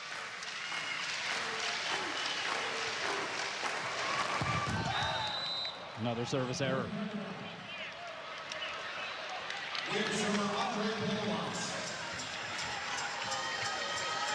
Again, that toss was not great. I don't think he liked it either. He pulled up the pitching wedge instead of the 3-wood. Now the other setter, Polomas, to serve. Greenwich on the first touch. Backside, it's Rohr, cross court and wide. And again, the calibration has just been a little off tonight here for Adrian Rohr, as Pepperdine reclaims the lead, 11 serving 10.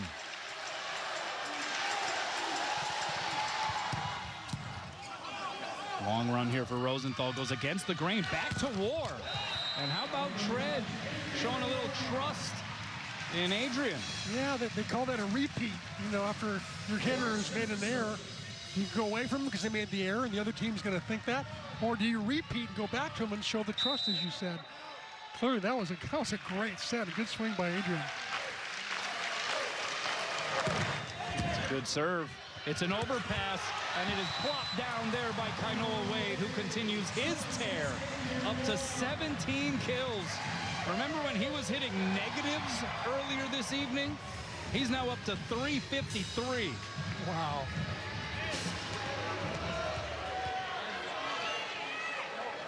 Similar pattern to last weekend when they played BYU. Kainoa was starting off slowly that one night. Came just roaring back. Yeah, never really looked back. That is an unbelievable pass by Riley on that heater by War. Pancake saved by Rosenthal. Tipped over by Sakonoko. We play on. Outside Hartke. Dug up by Greenwich. So Roar sends it over the net on the second touch. And they're going to call a double contact against Adrian War.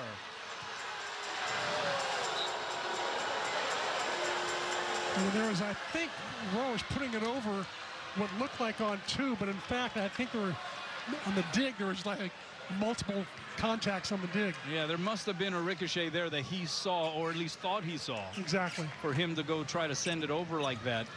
But then what do you think about the call there, the double contact? That was correct. He came out spinning like a little mini helicopter, and the officials are told to call all those. Yeah, they're very liberal with it if it's the second touch and it stays on your side of the net. Of course, the crowd, Hawaii, will call that a little athletic justice. Yeah. Either way you slice it, it's 13 serving 12.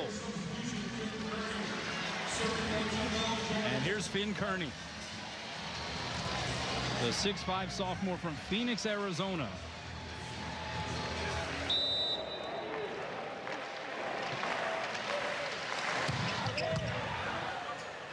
Outside, Gomez, cross court and wide. There was a touch, and Pepperdine gets the point.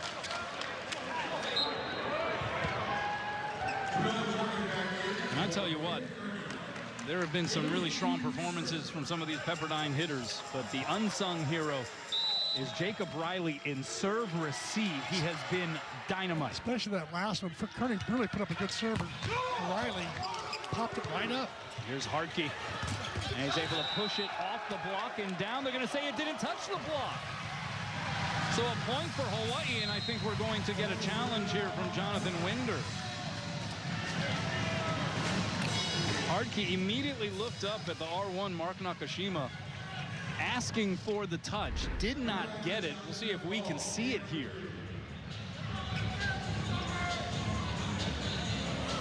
Oh, I don't know. So. I don't know. I don't think it got. It hit the net. That's why the net's shaking. Does it hit Louis Sakonoko's arm in any fashion? No, it is. No, not at all. It's right near the antenna. This would be a better angle, I think. Oh, angle changes there. Yeah, it looks like he may have just nicked that left elbow of Louis. There's a change in direction. Man, get out your microscope to see that one. Yeah. Jonathan Winder has been fantastic in challenges here tonight. Yeah, no question. Change direction right when it hit Louis' elbow or that area.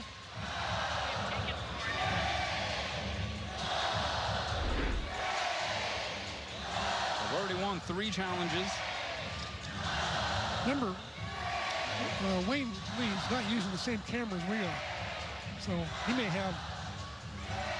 Yeah, the way it's set up is they do have at their disposal our Spectrum Sports camera angles from the broadcast, but they also have some of these static cam positions that are also set up via the DV Sports system. And so they actually have far more angles than what we work with here on the broadcast side. And so there should be ample opportunity here for Wayne Lee to see something conclusive. And he didn't see anything conclusive. And Jonathan Winder loses the challenge.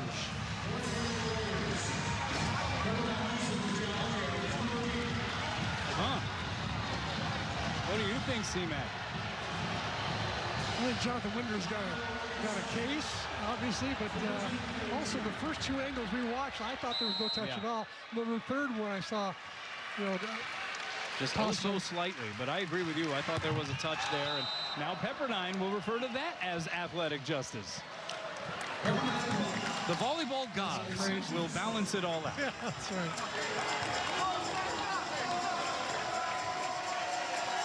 And here's Hartke. What a battle we have here in the 4th. A must-win 4th set for Hawaii. 14 all. and it's an ace. And that fell off of a table. And Hardkey lets out a sly smile as Pepperdine gets to 15 first. Timeout on the floor. Hawaii fighting for survival. Welcome back, Cole Hardkey. You knew that when Pepperdine, following that third set loss, 25-15, needed to get back on track, they would attempt to do so by going to number 10, their bread and butter, Cole Hardkey, who has 5 kills of his 17 here in set 4. And a service ace to boot. He's doing it in the front row, the back row, pretty much everywhere. Only hitting 250 though, so he's had a bunch of errors, but you gotta remember, this guy's hit 44 balls on the night. 44 of their 115. The definition of a workhorse. Down the line, Louis sprawling for the pass. D-set Wade, and he keeps it cooking. Kainoa Wade, between sets 3 and 4, now has 11 kills and no errors. It's almost like a different player. He has leveled up here. Mid-match. 15 all. Sakanoko sends it long. That's the 16th service error for Hawaii. And you're getting to a point in the match, C-Mac. This is a must-win fourth set. You can't afford to be making too many more errors here. Especially when Pepperdine is known to not be the best passing team. So to force them to pass more balls, any kind of speed is an important thing to do. Oh, Adrian Rohr able to extend and got just enough of it, put it in the perfect spot there right in the middle of that Pepperdine defense.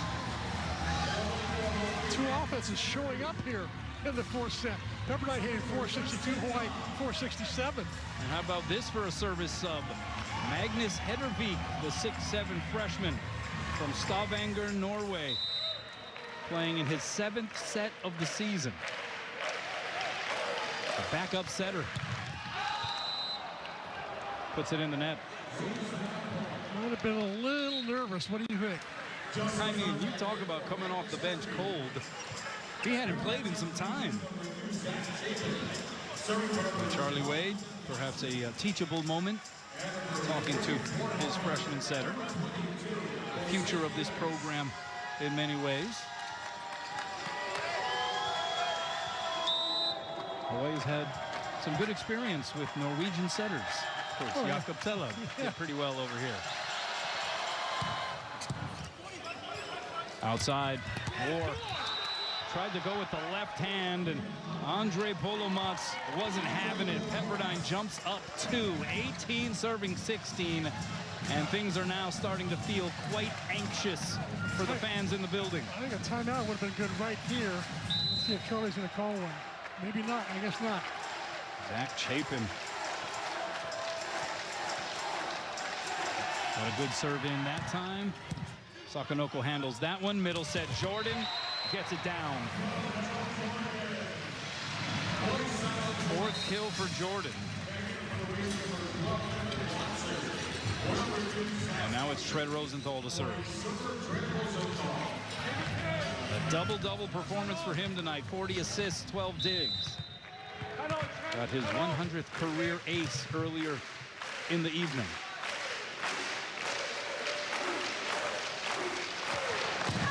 And skips off the top of the tape. D-set, Hardkey blows it up. I'd say all the time he spent in the USA gym this summer, I think really made a big difference. He's gotten bigger, stronger, jumps higher. He just plays all around better volleyball.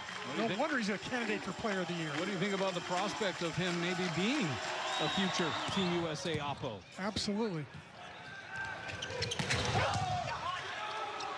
Back bump set. Here's Hardkey. 3 blockers up. It doesn't matter. This guy is a cyborg. Charlie's got to call timeout. He does. Hawaii trailing by 3. Dire straits here for the home team. Welcome back. Well, it's Pepperdine that's been doing most of the flexing here this evening. Up 20-17, already up 2 sets to 1. They had the flex camera going on in the arena, so a fan favorite certainly for that timeout promotion. Sometimes he has a tank top on too and does the same thing. Yeah. But out of the timeout, Hawaii in trouble. Rosenthal, high ball set, it's Wade from the left side. What a save there along the back line by Harmon. And it drifts over the net, touched over by Hardkey. Great second touch by Sakanoko, and then Wade wipes it off the hands to get the point. And that could have been devastating if Hawaii dropped that one. Instead, they're within 2, and what an ad-lib by Kainoa. Oh, what a smart play by Kainoa. He really didn't have much he could do other than wiping the ball off the block. Great play. He's up to 19 kills. He matches Cole Hardkey. Pass tight to the net. They go outside. Hardkey hits it long. Was there a touch? No touch. Hawaii back within 1.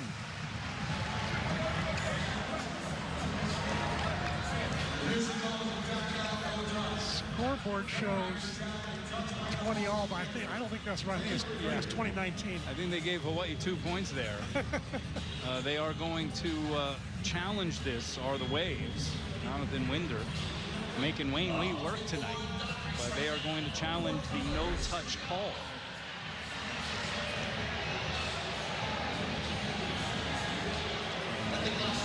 I didn't see it there. I don't think so.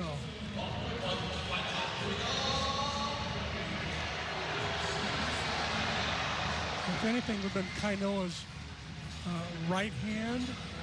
Yeah, either that index or middle finger. Do you see any sort of twitch of it? No, doesn't look like it.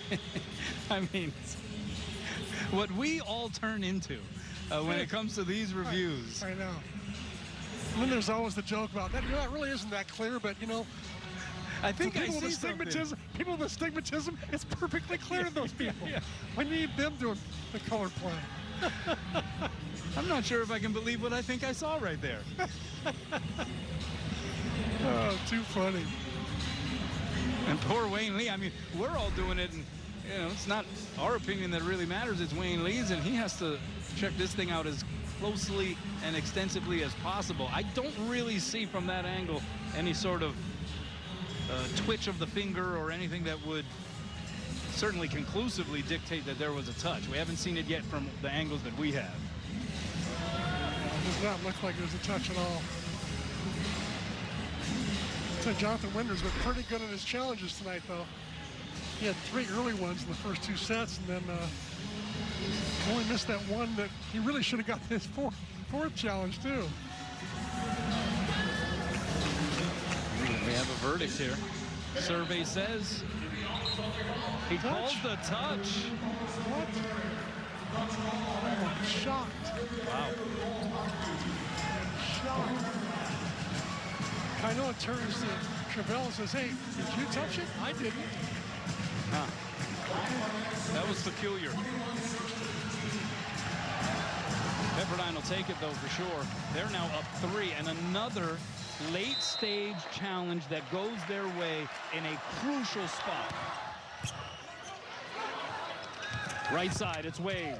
Dug up there by Barnett. Outside, we had a joust above the tape. Stays alive on the Hawaii side. Here's Sakanoko, rips it off the hands and out. And Hawaii trying to stay alive here, down 2. That was a great scrambling by Hawaii. Pepperdine had several chances there to put that ball away for the 22nd point. Here's Travell Jordan, gotta get it in, he does. Set goes backside, Hardkey, the tip drops. He has been a flamethrower all night long, and in one of the biggest moments, he decides to pull the string. He'll just tip it over. There'll be nobody there in the middle of the court. He's getting his kills in all kinds of ways. Hardkey now with 21 kills and 49 swings. Oh, that serve, though, into the net by Edie. So poor timing for that service error. Pepperdine still up 2 though here in the 4th, and Kainoa Wade to serve. And timeout taken by Pepperdine. We'll take a break as well. Perhaps we will see the conclusion here when we come back. Hey, get a head start by placing a deposit on season tickets for the 2026-2027 men's basketball season. $100 deposit secures any number of any location of seats. Seat selection is expected in the fall of 2026 with time slots given priority based on when the deposit was placed. So scan the QR code on the screen or visit hawaiiathletics.com and place your deposit today. All right, out of the timeout, 22 serving 20. It's an overpass, joust above the tape, and Louis Sakonoko wins the battle. They're going to say that that ball was 50-50, and so he had every right to make a contact on it. Hawaii within 1 here. That's a biggie right there. Well, Polmas was actually a back row player. He couldn't go up there. Oh, the service error, though, gives Pepperdine the 2-point advantage, 23 serving 21. It rears its head once again at an inopportune moment. And Cole Hartke will serve.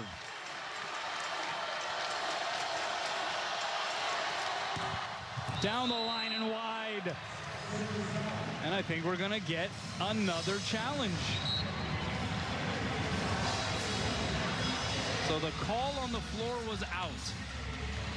Challenge from Jonathan Winder. Wayne Lee will take a look at this one as well. They are challenging the in-out call. People might be wondering why so many challenges have been called, and the answer is, well, that's well out. That's well out. We have. That's because if you're successful, you get to keep your challenges. You start with. That's right. Yeah. You start with 3. And you can keep them all night if as long as you're successful. Yeah, and you even get another one if it goes to a 5th. So Jonathan Winder, who was 3 for 3 until that last challenge was the first one that he had failed. At least the last failed challenge, and then has had a really good percentage here throughout the evening, but he loses that one. And Louis Sakonoko will serve. 22 serving 23. The tension builds. He gets it in. Diving pass by Harmon. D-set Hartke. And it's a aloha ball here for Pepperdine in the 4th. And Cole Hartke has gotten to the point where every time he lays into one, it's as if he stands there admiring his work for just a few extra moments. Exactly. And he deserves to the way he's been balling tonight. 22 kills on 50 swings. And Ford Harmon serving for the match. Pass by Louis. Over on 2 goes Tread, and Hawaii's still afloat. They've got to score 1 natural point to tie it out.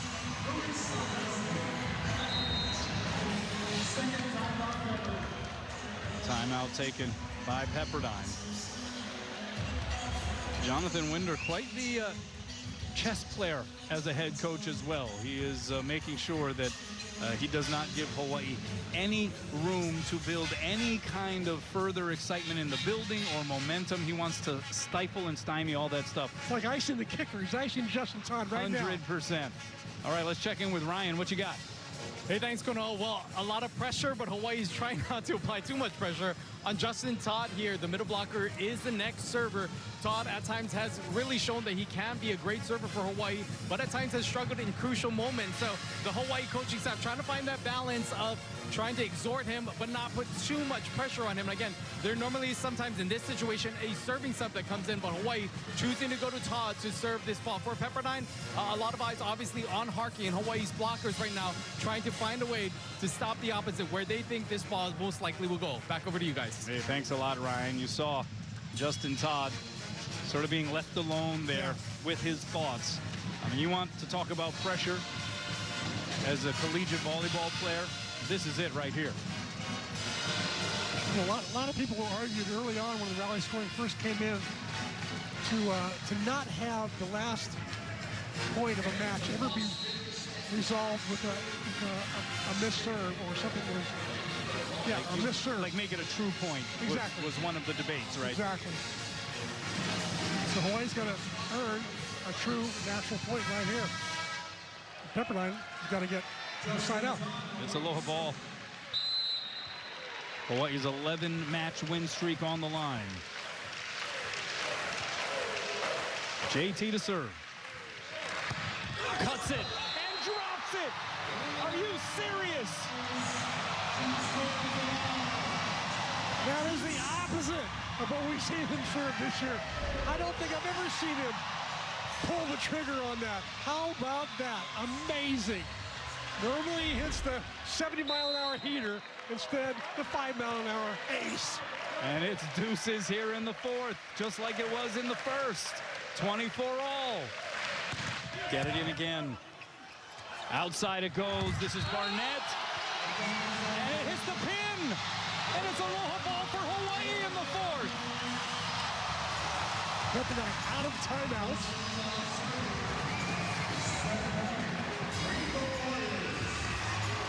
And they're going to take a few moments, will the officials, to fix the antenna. Got knocked a little bit offline, so they're going to make sure that it's straight here.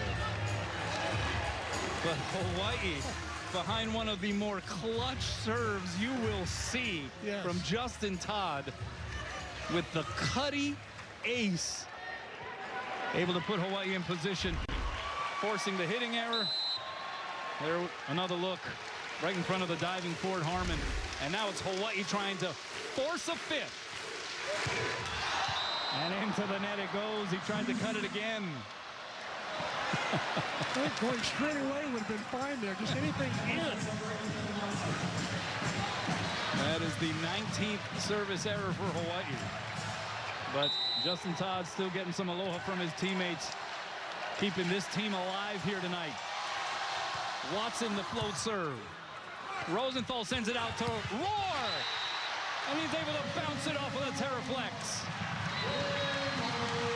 It's Aloha ball again in the fourth.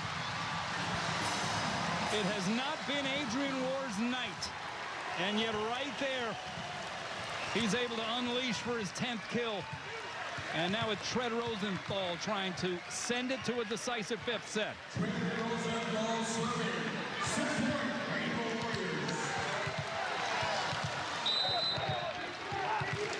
This crowd on its feet.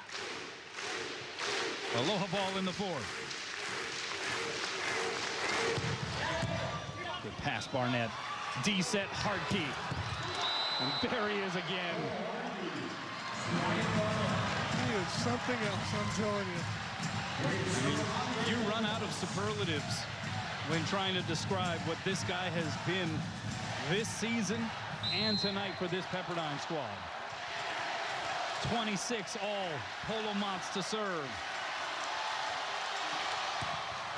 Pass by Greenwich. Rosenthal outside. It's Wade. The block slowed it down. Waves on the attack. Outside Hardkey. Off the block and out.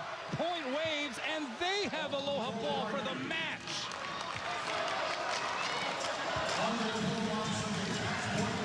What twisting, turning.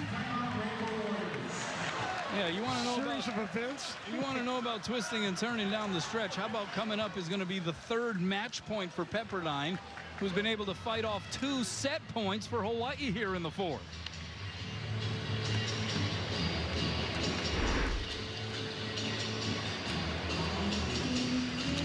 I'll tell you something about Hardkey that's interesting is that he's a big guy. He's 6'11", touches 12'4".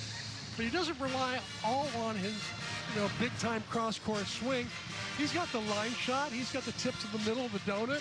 He's got the wipe off the end blockers. So he's becoming more and more versatile in the way he handles the sets that he's given. I wonder if Coach Kirai is watching the game tonight. Too late for him in San Clemente. It's like midnight there. But if he is, I know he's been looking. He got to look at Cole during the summer when he was in the USA gym. So I think they are looking for an opposite for the 2028 Olympics. Yeah. He would definitely be a guy that would be on the radar for that. I would think so.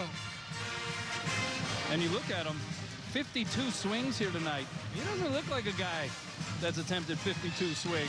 Yeah, he looks pretty fresh, doesn't he? Barely broke a sweat tonight.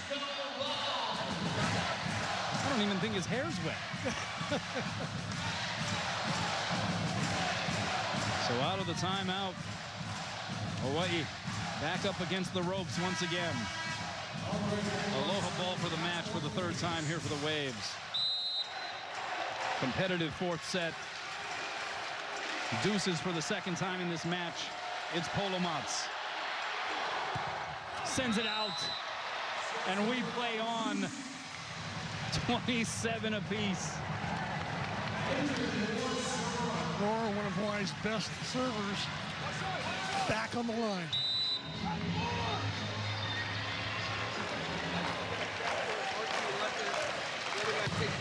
And that's an ace! Told you he's a good server.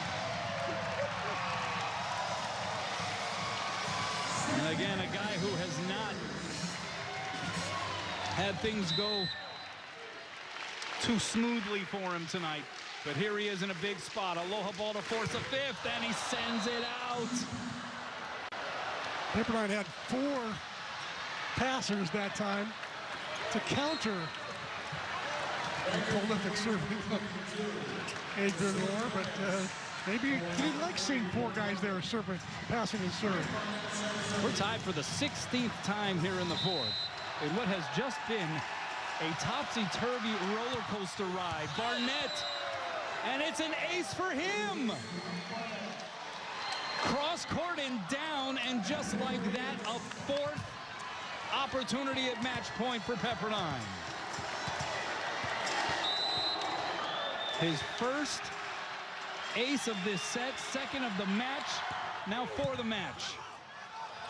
Rosenthal sends it outside to Louis, pounds it off the block, saved by Polomats. Back bump set, Gomez off of the hands of Wade and down, and Pepperdine has done it. They win it in 4, and they snap Hawaii's 11-match win streak. Look at those scores. 28-26, 25-22. Hawaii ran away in the third, and then it goes to 30-28 in the fourth. Gotta give a lot of credit to the Waves. They hung in there all night long. They won the 2 deuce sets they won in pretty spectacular fashion. That guy was spectacular as well, Cole Hartke. He was, wasn't he? He was something to watch. Well, on that cue, Bank of Hawaii presents the players of the match. Let's check it out. I think we know where this one's going on the Pepperdine side. Hartke, 24 kills, 346 hitting percentage, 3 blocks, 5 digs, 2 aces. Kainoa Wade, you talk about a mid-match turnaround. He was exceptional in sets 3 and 4. Finished the match with 19 kills, hit 350, 3 blocks, 9 digs, and a service ace. But in the end, you talk about the margins, especially in the highest levels of intercollegiate volleyball CMAC, the margins being so slim, so microscopic, that here is another instance, Hawaii losing a match in 4, and it came down essentially to Pepperdine winning the 2 deuce sets. And sometimes that's exactly what you need to do. Yeah, and they, you got to give them a lot of credit. They passed much better than I thought they would, because everybody that I talked to said a little weakness of Pepperdine is their passing game. But tonight, it was pretty darn good, led by Jacob Riley, their libero, and he had a phenomenal night. Yeah, 12 digs for him, and like you're alluding to, in serve receive, he was something special. Yeah, and it was just, now they're going up to congratulate the parents, so the parents are congratulating them. Great win for the Waves. Tough one for Hawaii on the losing end. Scott Robbs is with Charlie Wade. Hey, thanks a lot, Kanoa. Coach, you guys were a couple of points away from forcing this to a 5th game, despite the fact it felt like you guys were just a little bit off in like every area tonight. Yeah, we were off a little bit in every area, and we're really close in the sets that we lost. So, like I said, we hadn't really seen any adversity in a couple months, and we're going to learn and grow from it. We were, like I said, just a little off tonight. Slow start, got it going a little. Played really well in the 3rd set, only made 5 errors, and just didn't make enough plays down the stretch there. Let's talk about Saturday night, the matchup again. What are some of the things you want to do better besides everything? Yeah, it'll be Friday, but yeah. Look, that first set we had like 5 break points back on our side for real points, and just either didn't make a good set or didn't make a good swing. Really let that one get away. And then that second set, just down the straight late. You know, we had a little bit of lead, and then down the stretch late, we both outside hitters, both serving subs missed. We just weren't able to put any pressure on them. So we got to be a little better earlier in the match for sure. All right, thanks a lot, Coach. Thank you. Kanoa. So Pepperdine improves to 11-3. Hawaii falls to 14-2, just their second loss here this season. They have now, because of tonight's loss, lost 9 sets all year. They had only lost 6 coming in. As Charlie was alluding to, it just was a night where, yeah, you could feel, you could sense that they just didn't quite have it, and still almost had enough to force a fifth, and who knows what would have happened there. C-Mac, I'll give you the last word here before we kick it to the postgame. Guess what? I always say night 2 is closer. How can it get closer than this? And it was 3 hours. It's 10 o'clock. You know, we started at 7 o'clock, and it's three hours later. And not much difference between these two teams tonight. Remember, they're the number 3 and number 7 ranked teams in the country. So you expect there's going to be gigantic performances by somebody on either side. And clearly tonight, Hartke had his way, and I think he made the difference. All right, so we'll see what happens in the Hanaho rematch a couple of nights from now. Don't forget about the post-game show. The Corner Crew will break down what transpired over tonight's 4 sets. A win for the Pepperdine Waves. But for now, for